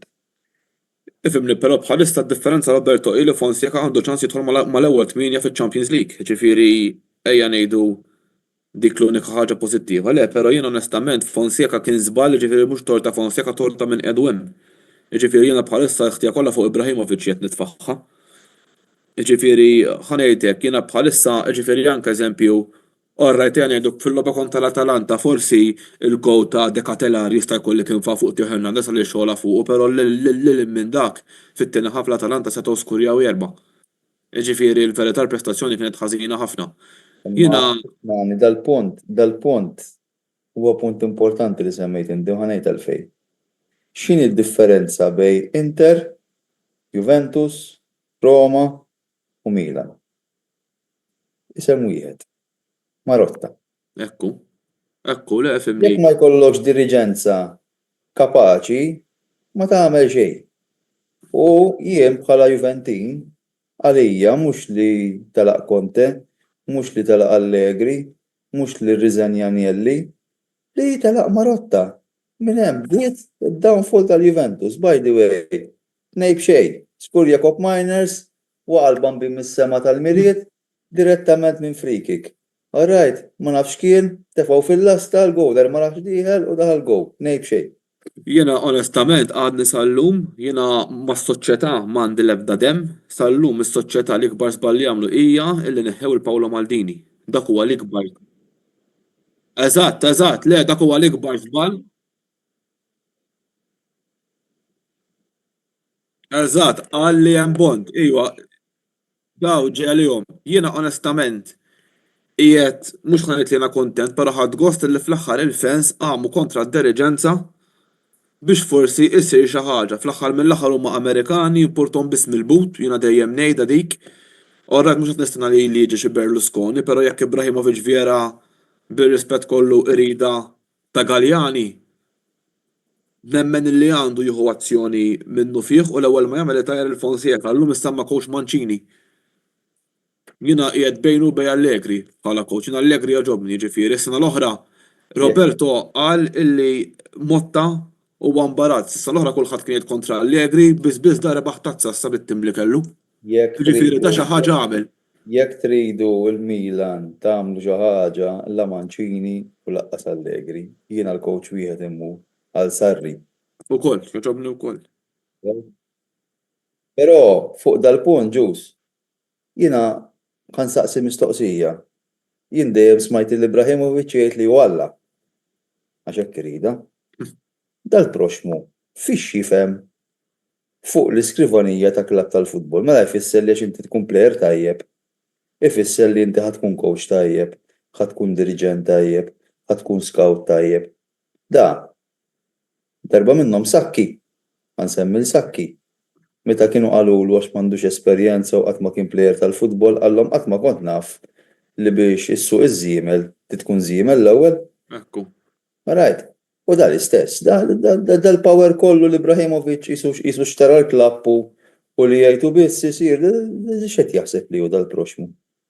Jiena lija jekk il-falliment l-ewwel m'għandu jirriżenja wow. Għax huwa għamilhom ċertu għażliet.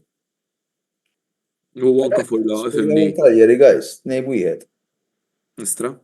Ifhimni Roberto, jiena ġifieri mhux qed ngħidlek naqbel ma li qed tgħid, ġifieri bażikament anke il-mod kif Kif xejn. Ħadd skużawni.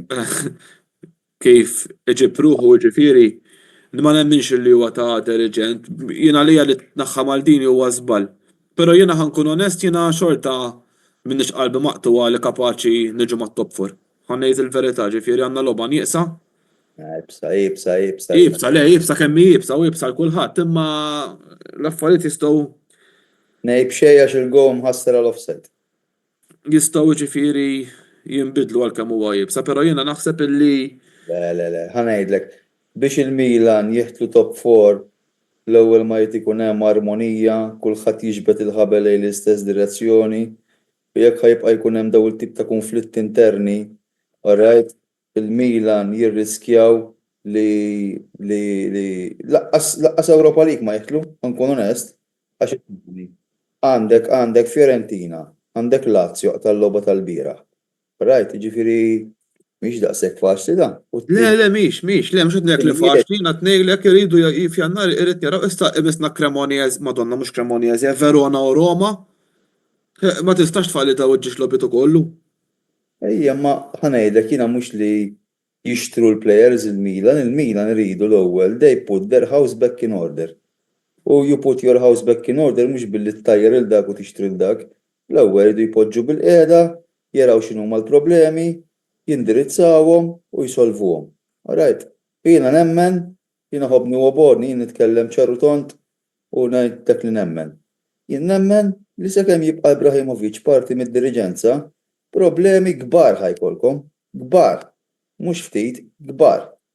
Alright, dak it-tip ta' bniedem ma għandekx tanbih, diġà kien jagħmilha ta' Alla fil-ground. Alright, issa alright, player stilla.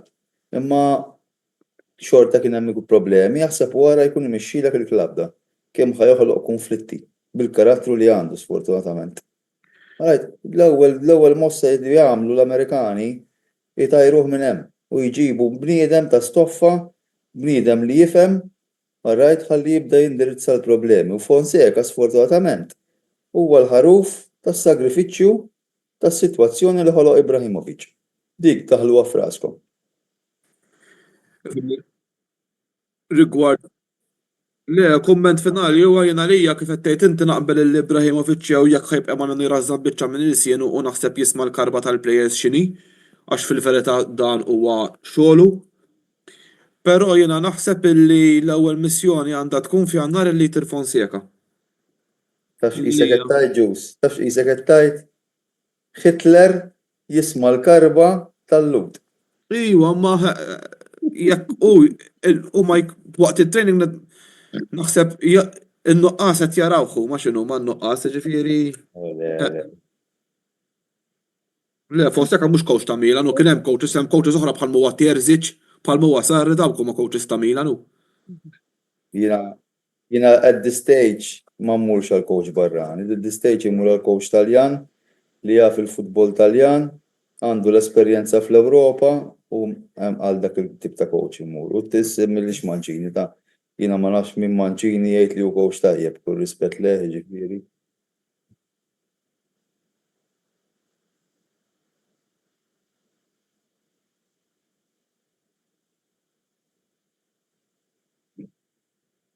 Għala. Maqqax xejn.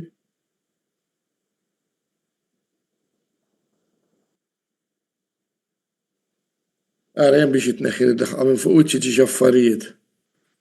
Jew nara tfal morda, jew il-ġenituri u l-mara l-bija. Għasek inkun bankrupt, għax niġi għandek ngħidlek żid l-paga tal-programm. Le ċajta parti fimni jara. Ir-Roma għamlu bil-kontrarju li kellhom jagħmlu l-Milan.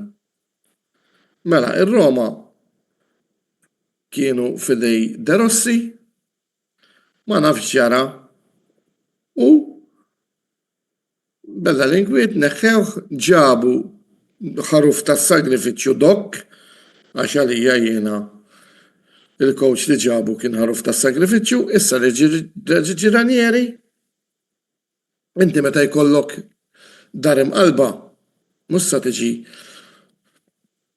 fl-ewwel 3 logħbiet 4-5 ħadd irranġa mhux hekk, mhux kollox bil-mod. Imma tiġi hemm xi qatt ta' dawl. Jiġi identifikat inti mhux li tgħid. Pereżempju r-Roma qed impassa aħjar mill-Milan tgħid li għala għax ir-Roma identifikaw il-problema. Sabuha u qed jaħdmu fuqha. Il-Milan ma kliftu mal-aħħar tim kalbi rispett kollu ta' naħsibx il-problema nstabet. Ġifieri intom aħjar mill-Inter għax jerbaħtulhom. M'għandux x'jaqsam ma mhux tiklef mal-aħħar tim. Bir-rispett kollu. Ma naħsibx Biex nagħmlu mħatra. il-problema nstabet. Għalhekk nagħmlu mħatra nriġu qabilkom. Eh? Lesta mela niġu qabilkom. Jew nagħmlu xi ħaġa. Jiena ma ngħidx li tiġu qabilna le. Inti għati ċansi żmien, għatih ċansi żmien. U tlifna logħba, inti rajta l-logħba. Iwa rajta, fallejtu ħafna ċansis falla ċansa li ma kersu għamel un batt imma sa mux toqgħod teglax falla ċansis, il-problema fl-aħħar mill-aħħar fejn morru 3 punti jgħod. Titkun gradwat mill-Università ta' Harvard. Iwa, Karl, mux għat Imma l-bira ħenti smajtu anka kif għamel l-analiżi, kultant jiddispjaċini, nipprova nifhem kif tara l-opinti. Skużani, taf kif. Le, ma- Tini ċans, u paċenzja. Mela, il-bieraħ Roberto qal, u anka Antonello stess sammetta li l-ewwel nofsija kienu tal-Lazio. Perfett. Żewġ affarijiet, żewġ episodji li dawru il-logħba mhux tal-li dawruha, imma tal-li għamlu clean sweep. Naqblu? Issa x'ġara. Fl-ewwel ħaf ir-Roma kellhom iktar minn lob. Il-futbol huwa min jieħu l-okkażjoni. Ħadnihom le, x'ġara? It-tieni ħaf dew ġejjuna u ġiet kieku kien ikun draw, imma mbagħad it-tnejn b'xejn kif ġie. Għax bdejna nattakkaw u qabduna. Dak il-futbol magri qalbi. Imma l-istess ħaġa tnejdu, Karl. L-istess ħaġa tnejdu jiena u inti kważi. Jiena mhux qed ngħidlek illi ma kienx hemm forsi improvement min naħa tar-Roma. Xejn affattu, però l-problema hija li tiklef ma' tim li huwa fil-qiegħ. Il-problema jiena li nitlef mar Real Madrid u nitlef mal-Kerċem Ajax l-istess għax ġifieri ma jħu għal ħadd. Il-kwistjoni għadi. Il-kwistjoni Ruma, il-problema identifikawha u qed jaħdmu fuqha. Pereżempju llum reġa' ġie msejjaħ biex jidħol fit-team management player li Ruma jafu. Bħalissa ma jistax għaw bjont bħalissa Xarut Wilkins kurja fid-derbi. Ex-player ta' Roma? Ejje. Nsejt jismu bħalissa. Ġi msejjaħ biex jidħol fi. Iva, kien skura kontra l-Lazio, niftakar darba kirbaħtu Balzaretti. Ir-Ruma, il-problema, il-profa femx, qed ngħidlek jiena. Ir-Ruma, il-problema identifikawha, naqblu? Il-Milan għadhom bil-problema. Mela, ir-Ruma tiġa qegħdin aħjar mill-Milan il-għala, għax il-problema skoprewa, issa tafhem problema oħra. Imma dil-problema tiġa skoprew, tiġa tefed dawl fuq problemi oħrajn. Per eżempju, kien hemm xenita żvilar tgħid kemm iġġieled mal-plejers wara. Mela problema mhux il-coach kienet hemm ċerti plejers. U fil-fatt ġejja rivoluzzjoni terġa' ta' plejers. Qed tifhem x'qed ngħidlek. Jiena ma norbot qalbi ma' ħadd. Jiena ħanejlek. Wieħed mill-aqwa coaches li qattrat wiċċ id-dinja kien il-kbir Sir Alex Ferguson. Issa romanist. Imma da meta qabżitlu gara slipper għalajn nej Beckham, garaħ. U dik l-attitudi li jieħdu ċerti coaches li jebda plejer mu ikbar mill-klab. Ma joġbokx itlaq il-barra. Sempliċi. Karl, jiena naħseb ħaġa oħra żballi ħolli għamlu Roma mhux dak minn iskoraġin li 4 snin għamlu l-istess żballi għamlu l-Milan meta neħew il-Totti mid-diriġenza. Totti kien għad-diriġent. Ma kienx xi ħaġa fir-Roma Totti mela. Jidir li kien ta' xi ħaġa kien żgur u kien ġab ma kienx qabel ma l-owners ta' dak iż-żmien. Imma mhux xi uffiċjali ta' kien ma kienx Totti ġifieri waħda mill-ikbar rammari kolli għandhom u li bħalissa qed jippressaw ir-Roma fuqhom hija di. Li jissem Ranieri, jiġi De Rossi u jiġi Totti, u Totti u De Rossi ma jistgħux joqogħdu flimkien. Wieħed ħajk isser limelight tal-ieħor insewa dik. Ruma huwa mostru partikolari. Ġifieri insew la Ranieri ma jiġux jiġu tnejn l-oħra. Issa jien ngħidlek coach qed jissemma Allegri. Ma nafx. Jiena li ottissa issa Roma isalfaw, jiġifieri di u ngħidlek jien fi żmien ftit. Isalfaw xi ġifieri ma jaqgħux Serja B. Inti għedek qed tgħidu li qed inġix punti fuq il-dak. Imma smani ma nemminx li Roma jaqgħu Serja B tal ħares ta' ġieħ kemm hemm ta' għax tkun daqqa l-futbol Taljan kbira, bir-rispett kollu. Daqs kemm kienet daqqa futbol kbira xoqgħu il-Belt Malta. Ejja, ma fġieħ kemm hemm ħares jaqgħu ir-Roma? Ma mhux ġiex punti qegħdin fuq mhux hekk ittuli. Ejwa, imma ħares għax ikun fiha tkun ġaġġa ħaġa. Jew fatat, le, imma il-futbol għalhekk sabiħ imbagħad. Ħanejglek, Roberto l-ewwel semma illi l-Inter għandhom diriġenza ħjar mit-timiet oħra u semma Marotta. All right, naqbel miegħu.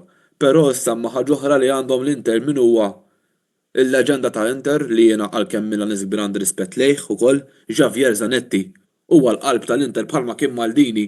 Jekk inti tara xi ħaġa l-Milan marru għal mindu tnaħħa Maldini mid-diriġenza għax mal-plejers kien ħaġa waħda dik li hemm. Issa mhux qed li kien perfett, però l-qalb tal-Milan kienu. Meta rebaħ il-lig wasal semi-final u kien il-kuraġġ ta' kollox. Tantu hekk mindu tela ma il-Milan mhux fid-dressing room m'għandhomx dak id-diriġent li jinżel kull ħdiem ikellhom wara l-logħba li jlaqqaħħom u li jħosshom komdi jitkellmu miegħu. U dik hija l-problema tal-Milan. M'hemmx il-qalb.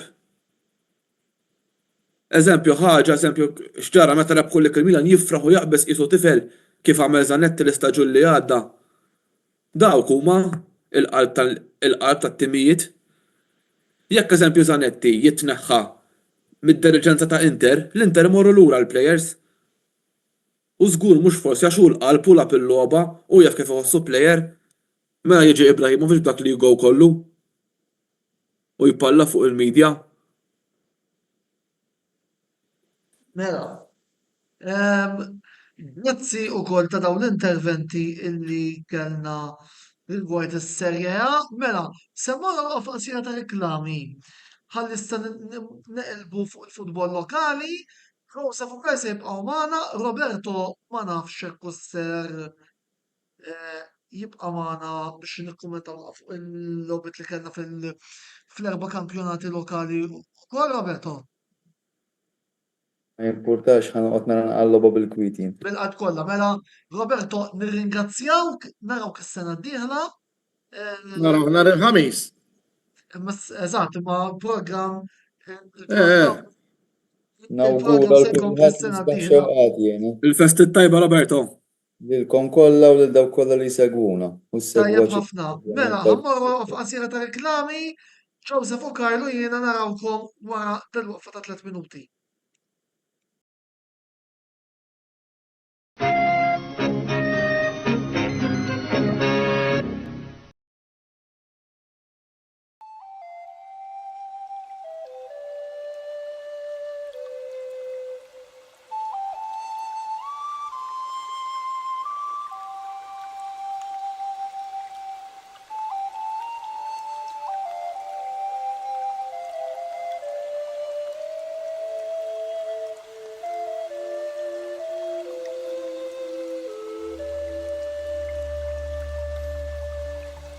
Beauty Wisdom tal-Fgura għall-aħjar prodotti u servizzi ta' sbuħija.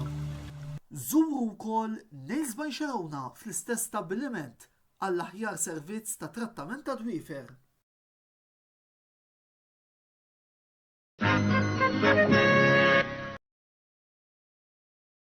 Wasal eluq żmien ommok, missierek, jew xi ħadd minn tal-familja, għandek xi okkażjoni jew xi attività mal-ħbieb u trid issib restorant tajjeb b'ikel ġenwin u prezzijiet qalbut ta' kulħadd? Post wieħed għandek issib El-Katalan tax-Xajra fejn issib għażla vasta ta' pizza, pasta, grills u għaġin f'atmosfera b'element familjari. Għal bookings ċempel fuq 21 800 997 jew żur is-sit tagħna għal iżjed informazzjoni. El-Katalan, ir-ristorant għalik.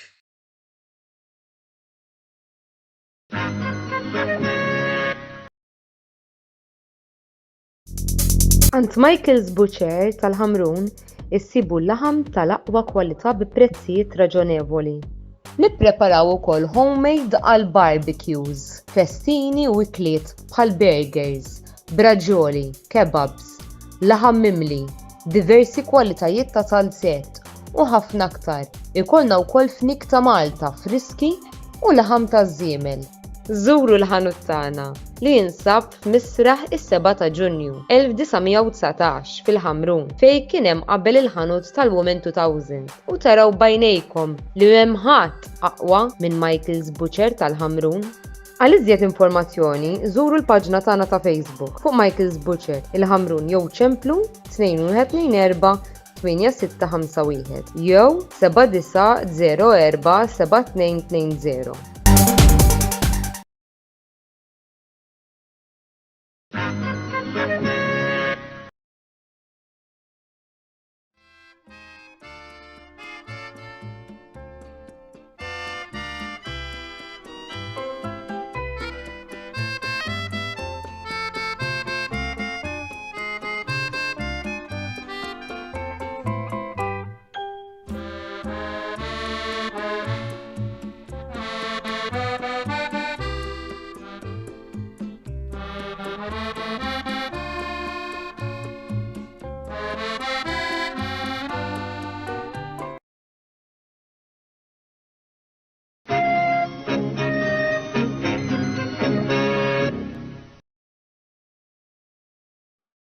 Merħba l t-telet parti tal-programm Botta u Risposta fejn fl-imkien miegħi Antonello Bela ma' Karl Parnis ma' Joseph Magri issa ser nitkellmu fuq l-lobit li kellna mill-4 diviżjonijiet tal-futbol lokali u nibdew minn fuq għal isfel, nibdew billi nitkellmu fuq il-kampjonat Premier. Kellna dawn ir-riżultati fejn jidħlu il-logħbiet tal-kampjonat fit-tmiem il-ġimgħa nibdew mit-top 6 fejn kellna appuntu din il-klassifika u dawn ir-riżultati b'kara xejn Hibernian Snake Florian wieħed Sliema Wanderers xejn ħamru Spartans wieħed Mosta 2 klassifika Florian Bikara 32 Sliema Wanderers Hibernian 27 ħamru Spartans 21 u Mosta 19. Eħdu tkellmu fuq it-top 6 Karl. Hibernians waqfu l-Birkirkara. Floriana jilħqu l-istess Stripes u l-ħamru titlef mal-Mosta. L-iktar riżultat sorprendenti għalija personali huwa li l-ħamru tilfet mal-Mosta llum. Nifhimni, vera forsi kien hemm l-element tal-għajja psikoloġiku u fiżiku li ġab miegħu is-Super Cup u l-logħba tiegħu, imma naħseb li jekk vera l-ħamrun jixtiequ li jiċċenġew għalik, naħseb illum kienu fl-obbligu li jerbħu. Sorpriża sabiħ oħra li oġbitni fimni nhar is-Sibt. Kif rajtek il-ground l-għol ħaġet l-ekip sallu. Imma il-ħibs rebħu u konvinċew għax mhux li terbaħ, għax hemm mod tiġik ballun u azzjoni u tirbaħ ċikka. U hemm mod li tirbaħ għax kun obbedjenti tattikament u speċjalment it-tieni gowl tal-ħibs, għalija jien għandu ikun il-gowl tal-ġimgħa il-mod kif il-dal-ballun inħadem. Imbagħad għandek il-Furjana u s-Sliema fimni. Ħasra u ħan id-devja ftit mill-punt imma li biddilna l-kampjonat, biddilna l-format tiegħu u tibqa' tara folla miżera ġewwa ta' għali. Għax illum Sliema tinsix, Furjana u Sliema ta' daw top teams qed ngħidu, jekk kien hemm 3 mitruħ il-ground kien hemm ħafna. U din hija ħaġa li hemm bżonn li nindirizzawha sew. Li nbidel il-kampjonat u l-format tiegħu mid-dera le għalfej qed naraw dal-nuqqas ta' interess. Karl, jekk ma jimputax insaqsik di biss, 3 mitruħ ġifieri f'sapport ta' ġixtimijiet f'daqqa 3 mitruħ? Mela. Le, wisqu. Le, bir-rispett kollu. Se jkun hemm nies fid-deciders. Jien ara li rrid nagħmel u rwassal dal-messaġġ huwa wieħed. U li bis-serjetà kollha il-kampjonat Malti iridu jiġu riveduti ċerti affarijiet fosthom l-ammont ta' players qed jiġu. Minħabba l-fatt jiddispjaċini ngħid ċerti players barranin mhux ta' kwalità u dawn qed joħonqu it-tfal Maltin. Proset Karl. Jiena Proset, għalija Karl. dija thanks. Din hija kruċjata li minnu ġenitur bħalu qed jinvesta ħafna flus f'waliedu għandha ssir. Għax mhux jiena għalija, presem, kemm insemmi di. Antonello Ora ħajkun jaf ħan nirreferi għal tim tal-ħibs. Ovvjament jiena appassjonat tal-ħibs, hawnhekk minix nirrappreżenta l-ħibs imma qed nirrappreżenta r-Roma, imma meta nħobb insemmi u nagħti xempji konkreti nużat tim tal-ħibs. Il-barranin li kellna l-ħibs. Meta konna bit-tlieta. Doherty, George Lawrence, Zakka. Karl Zakkaw. Kienu mhux tal-livell tal-Malti, kellna imma kienu dik l-extra touch. Kienu ċirasa fuq il-kejk. Illum taraw barranin, naqas jaqflu l-azz il-Maltin. Tu qed ngħidha b'responsabbiltà. Ġifieri il-boss mar-rule qed napplikawha u Malta mhux tagħmlilna ġid. Jew is-soħra ħanibqgħu sejrin inġibu l-plejers dak għax mill-Kongo l-Bużnannu Malti, dak għax mill-Afrika in-nanna Maltija. Aħna x'għamlu? Ħanibqgħu sejrin hekk.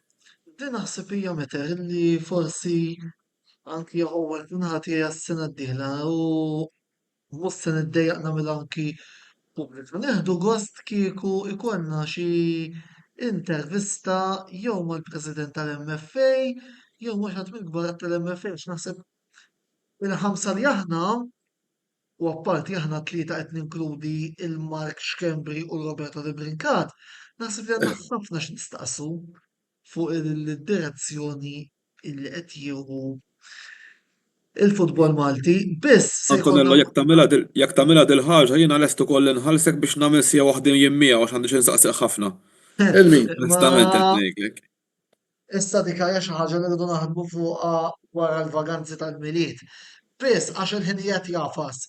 Bottom six, Antonello, jekk ma jimpurtax ħanejx ħaġa fuq l kemm qal Karl fil-qosor. Joseph, stellajna l-grafika, tak ma jimpurtax. Ok, Mela, ok. bottom six, 0-2 Balzan wieħed, Masċfakwet naxxar wieħed, Melita xejn Sabbar St. Patrick wieħed, klassifika 0-22 ma jistax lok 20 Melita 15, Sabbar St. Patrick 13 naxxar Lions 12 Balzan 9. Balzan jirriżenja Dave Rogers minn coach Ma reżenjax neħħew. tagħhom neħħew proset ukoll tal-ġurnata. Skużani, eġi u bid-difut rispett, għax jiena kif taf għandi l-links ma Balzan għandi t-tifel iż-żar tiegħi, għalija jiena mus jiena kieku dak il-coach kont inneħħeħ mill-kbar imma kont inżommu għax il-ġit li kien ħajat benefika minnu. In-nursery ta' Balzan u enormi. Jibgħat id-drills, jibgħat il-quotes, jibgħat videos. Onestament jiena Rogers immissjajtu. Għax konni taxxa b'serjetà. Il-mod anke kif kien jara l-plejers iż-żar. X'ġara, x'taħseb il-ġara? Biex Balzan qegħdin fejn qegħdin, issa rridu naraw min ġej coach minn flok Rogers ukoll. U min jgħid kien jibbulja l-plejers, u min jgħid vit, min jgħid golfina, hemm minni ma nafx. Minna Biss taf jiena lija Balzan, all right, għamlu daqsxejn ta' żball għax dak il-coach kon nara kif inżommu u jien fin-nursery. Għax kien perfett. Perfett.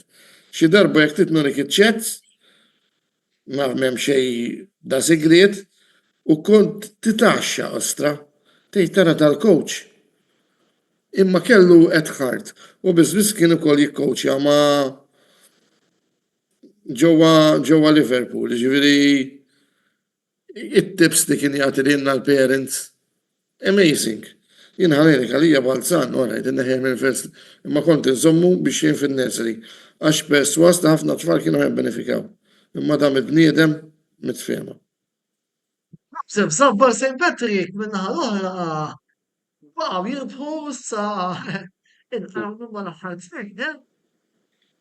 Iva, all right, jista' jkun jiġi kollox, jista' jkun naħseb raw ukoll l-isballi li jagħmlu fl-ewwel round, jista' jkun li jkunu sorpriża illi isalvaw, ġifieri jiena qatt ma rmejthom il-ħasda barra kemm tew ħażin u stennejt ħafna aħjar minnhom, però jidher illi naħseb mhux solvew il-problemi, qed isolvu l-problema, però ovvjament Antonello baqa', jiġifieri ħadd ma jista' jiġri. Jiena nixtieq nirrakkonta esperjenza.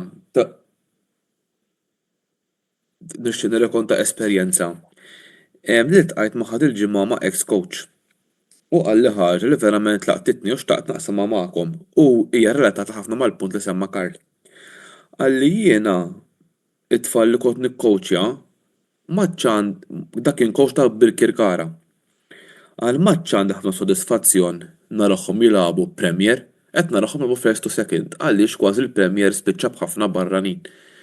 Jiġifieri naħseb bil-messaġġ li jdu waslu jiena u Karl huwa dan. Jiena nixtieq li jkun hawn xi ħadd Antonello biex insaqsi l-MFA x'in il-problema m'għandix fiduċja fil-Maltin? Forsi qed taħseb illi m'hawnx plejers Maltin biżżejjed? Jiena f'April li għadda fid-29 ta' April li għadda mort nara l-Final Section A Minors Mosta Belt. U ġifieri kienu kollha Maltin u kellhem lob sabiħ.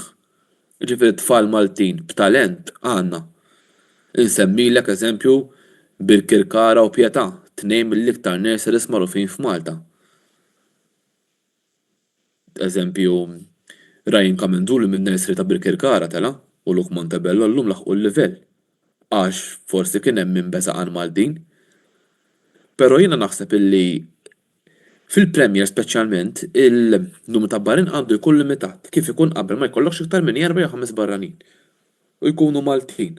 U mbagħad hemmhekk tista' tara nistgħu naraw it-talent Malti fejn verament ikun.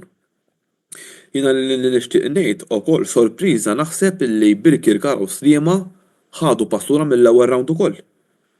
Jiena li kont ħanejlek qatt ma stennejt illi ħibs ħajrbħu l-Birkirkara, ħibs kif tafu intom ma tantx kellhom xi bidu tajjeb. Jiġifieri nemmen li qed ikollna ħafna sorpriżi. Li issa wkoll Furjana spiċċaw laħqu l-Birkirkara. Mela, ħarġu wkoll il-fixtures ta' tmiem il-ġimgħa l-aħħar round tal-logħbiet li għandna minn Soul Sports Malta Premier League u hawnhekk se nurikom ukoll il-logħbiet kif imħabbrin mill-istess Malta Premier. Mela nhar is-Sibt ikollna it-top 6 Birkirkara Florjana fis-satej fl-Istadju Nazzjonali, fl-erba' fl-Istadju Nazzjonali Sliema Wanderers kontra Mosta. U fl-istess ħin fis-Centenary Stadium ikollna il-logħba bejn Hibernians u Hamrun Spartans fil-waqt illi mill-bottom 6 il-logħbiet kollha l-ħadd fit-3, anzi il-ħadd fil-5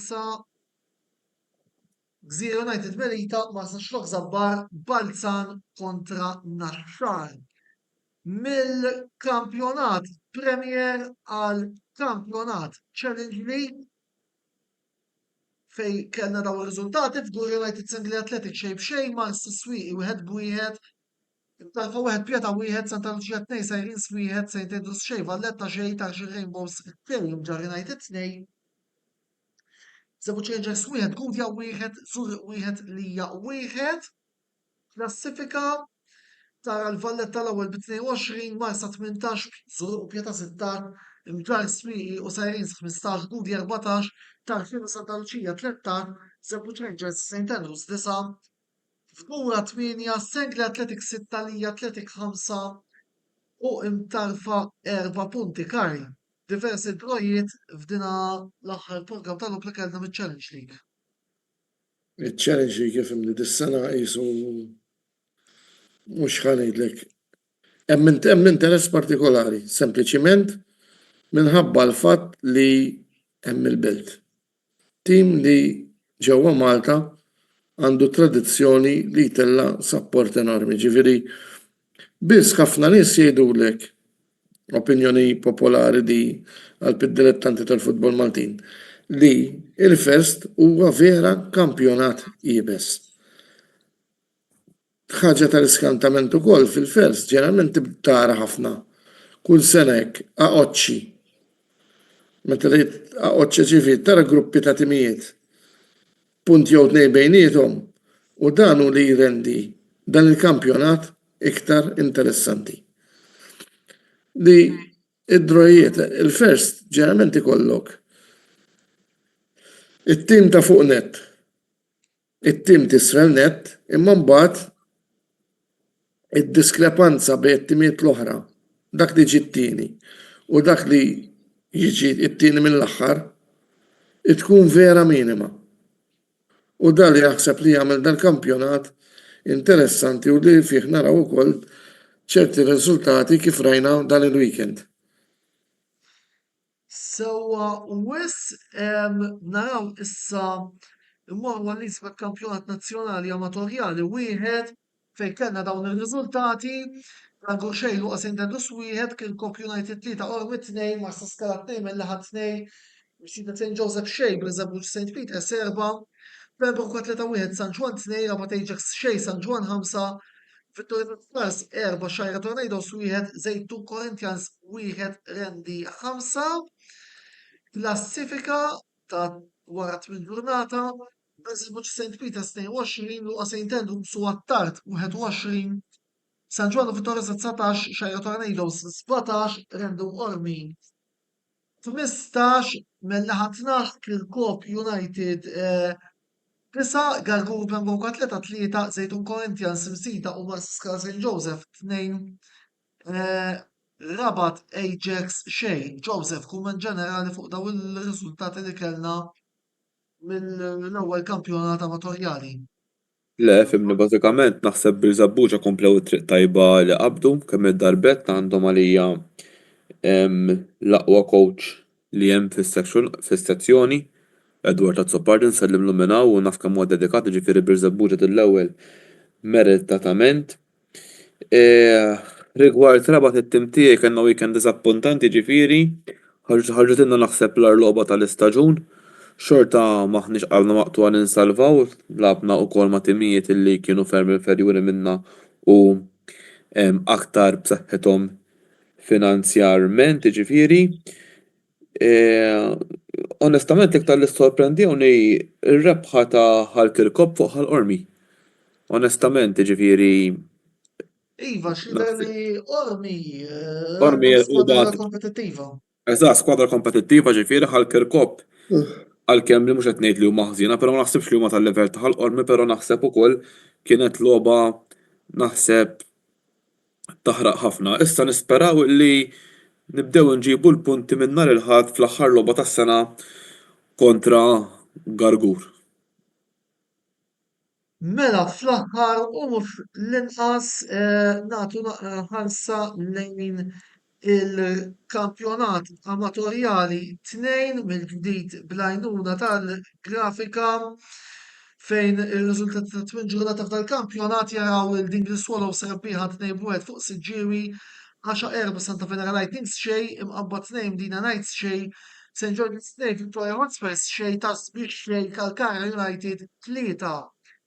Klassifika ta' dan il-kampjonat tara Victoria Hotspurs jibqgħu fuq quddiem 21 imqabba Dingle 18 St. George's 16 Kalkara 15 Siġġiewi 10-8 Taxbix 3 Santa Venera Lightnings 2 u hawnhekk Joseph ħankompli miegħek anke x'forsi tiktar intis fuq dan il-kampjonat il-Hotspurs tilfu l-ewwel logħba tagħhom dan l-istaġun. Tista' tgħid.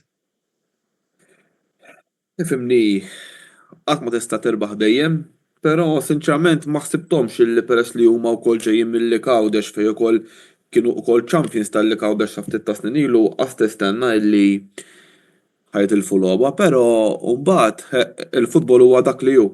Jiena xorta nemmen illi Bormla ovvjament ma tantx kellhom xi staġun mill-aqwa ġifieri u naħseb jista' jkun illi hu qelbu il-Victoria Hospers.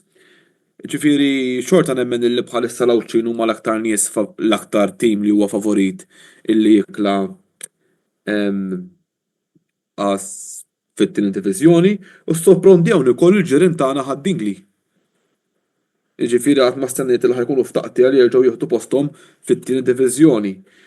Però ovvjament jidher li bħalissa il-coach Nikolaj Karwana ħabib tiegħi nsab minna jidher li qed jagħmel biċċa xogħol tajba ħafna mat-tim ta' ħaddingli. U fuq in-naħa l-oħra naħseb ikolli ngħid stennejt ħafna aħjar mill-kalkara li naħseb issa tbiegħu naqra mill-quċċata mhux ħażin, ġifieri għalkemm forsi għadhom fil-ġlieda naħseb jidher illi ħadd tkun naqa' diffiċli biex din is-sena jerġgħu jieħdu posthom fit-tieni diviżjoni. Mela, wasalna biex nagħlqu wkoll il-programm tal-lejla ma mhux qabel ma nirringrazzjaw lill-sponsors tagħna Beauty Wisdom, il-Katalan, Michael Spucher u The Barber Room. Għeditkom tużaw is-servizzi ta' daw is-sinjuri għaliex indirettament tkunu qegħdin tgħinu l-programm ikompli jikber. Infakkarkom ukoll li dan il-programm minn hawn ftit ieħor ser ikun fuq il-YouTube channel tagħna daqstant tinsewx tidħlu hemmhekk tafsu subscribe ħalli ma titilfux xejn il-kontenut kollu illi noħorġu minn ħin għal ieħor. Infakkarkom ukoll illi il-programm wara dan il-programm xorta ħanibqgħu għaddejjin bl-aġġornamenti fuq il-miners sezzjoni B kif ukoll naraw kif se tispiċċa s-serata tad-darts ġewwa Alexandra Palace ġewwa Londra. Watta u risposta jieqaf għal waqfa tal-miliet issa u nirritornaw lura nhar il-ħamis 9 ta' Jannar fejn ħajkonna ħafna argumenti x'niddiskutu hemm Lazio Roma, hemm United Liverpool, is-Super Coppa Italjana, jerġa' jibda l-Kampjonat Premier, voldiri għandna naqra argumenti x'niddiskutu biss it-tim tal-Kamra Sportiva wkoll nhar il-ħamis se jkun qiegħed jingħaqad għall-ikla tal-miliet voldiri Karl Joseph u l-kumplament tat-tim se nkunu qegħdin nieklu waqt l-isponsor tagħna l-Katalan. Tinsewx tiġu bit-taksido nhar il-ħamis. ċajta żgħira wkoll biex nagħlqu l-programm se nokru follu għal sabiħ li niltaqgħu lil mill-screens tal-mobile u tal-laptop tagħna. Ovvjament se jkollna ċans nagħtu l-awguri wkoll il-messaġġ tagħna b'videos personalizzati li jgħallu fil-25 ta' Diċembru mingħand kull membru tat-tim tal-Kamra Sportiva. Biss mill-bqija naħseb illi ma tfadlina xejn ngħidulkom ħlief nawguralkom il-festi tajba l-ewwel qabel kollox u appell illi naħseb mur jien biss imma anki mill-kumplament tat-tim l-aħwa jekk tkunu se tiġorbu issuqux. Ovvjament, ftakru Antonello, fl-istakom. jiena ħaġa li nixtieq l-ewwel qed nagħlaq ninkomplu miegħek nixtieq lilek it-tim kollu s-segwaċi tagħna l-festi tajba. Jiena nixtieq illi Karl ma jibdex is-sena bit-tajjeb ħabba li hemm Milan u Roma nixtiequ jibda s-sena. Eżatt, dika se tkun logħba li ser issir fi żmien il-festi ma issa. U jista' jkun Antonello li xi ħadd minnu minnek meta nerġgħu niġu lura ikun rebaħ l-ewwel unur tas-sena li hija Super Coppa Taljana. Jista' jkun ukoll għalfejn voldiri jista' jkun ukoll biss sa pot titkellmu fid-9 ta' Jannar. Eżatt, però Antonello tajjeb illi nfakru li għall-ewwel darba li għat-tieni darba s-Super Coppa ħadd inqasam fuq ġiex fażi jekk min jistejjer żball fl-ewwel logħba li qed fit-3 ta' Jannar Inter Atalanta u mbagħad Juventus Milan. Warahom u mbagħad min jirbaħ ovvjament biex konfrott jiltaqa' kontra xulxin. Eżattament. Mela, aħna Jekk ma importax, messaġġ finali. ejja nixtieq nibgħat l-awguri għal miliet ħini lil kulħadd, speċjalment in-nies ta' reda tajba. Nixtieq infakkar li inti għandek tkun ġeneruż u qalbek tajba u ħanin mal-proxmu s-sena kollha ma mhux tilbes il-maskra għal ftit fi żmien il-miliet. Hemm bżonn li s-solidarjetà tirrenja s-sena kollha, tifhemtejn taf dik is-sempliċi kelma bniedem titfgħu l-infern jew b'kelma oħra titfgħu il-ġenna, inkunu nies ma' xulxin u fuq kollox il-vera spiritu tal-miliet għandu jkun spiritu li lilna għadna dejjem u mhux tisma' ċerti każijiet jabdek il-biki. Minix fader Parnis, il-lejla ma qed inkun jiena l-Karl Parnis li nemmen f'ċerti prinċipji tal-solidarjetà bejn il-proxmu. Nixtieq nirringrazzja lilek tal-opportunità, it-tim kollu tax-xogħol u jekk Alla jrid niltaqgħu nhar il-ħamis ħalli nkomplu naqbdu ma' xulxin. Eżattament. Mela, niltaqgħu fid-9 ta' Jannar mas-segwaċi tagħna il-lejl it-tajjeb u l-festi tajba. Is falling all around me. Children playing, having fun. It's the season, love and understanding. Merry Christmas, everyone. Botta u risposta ġie mwassal lilkom grazzi għal Beauty Wisdom, El Catalan, Michael's Butcher tal-Ħamrun u The Barber Room.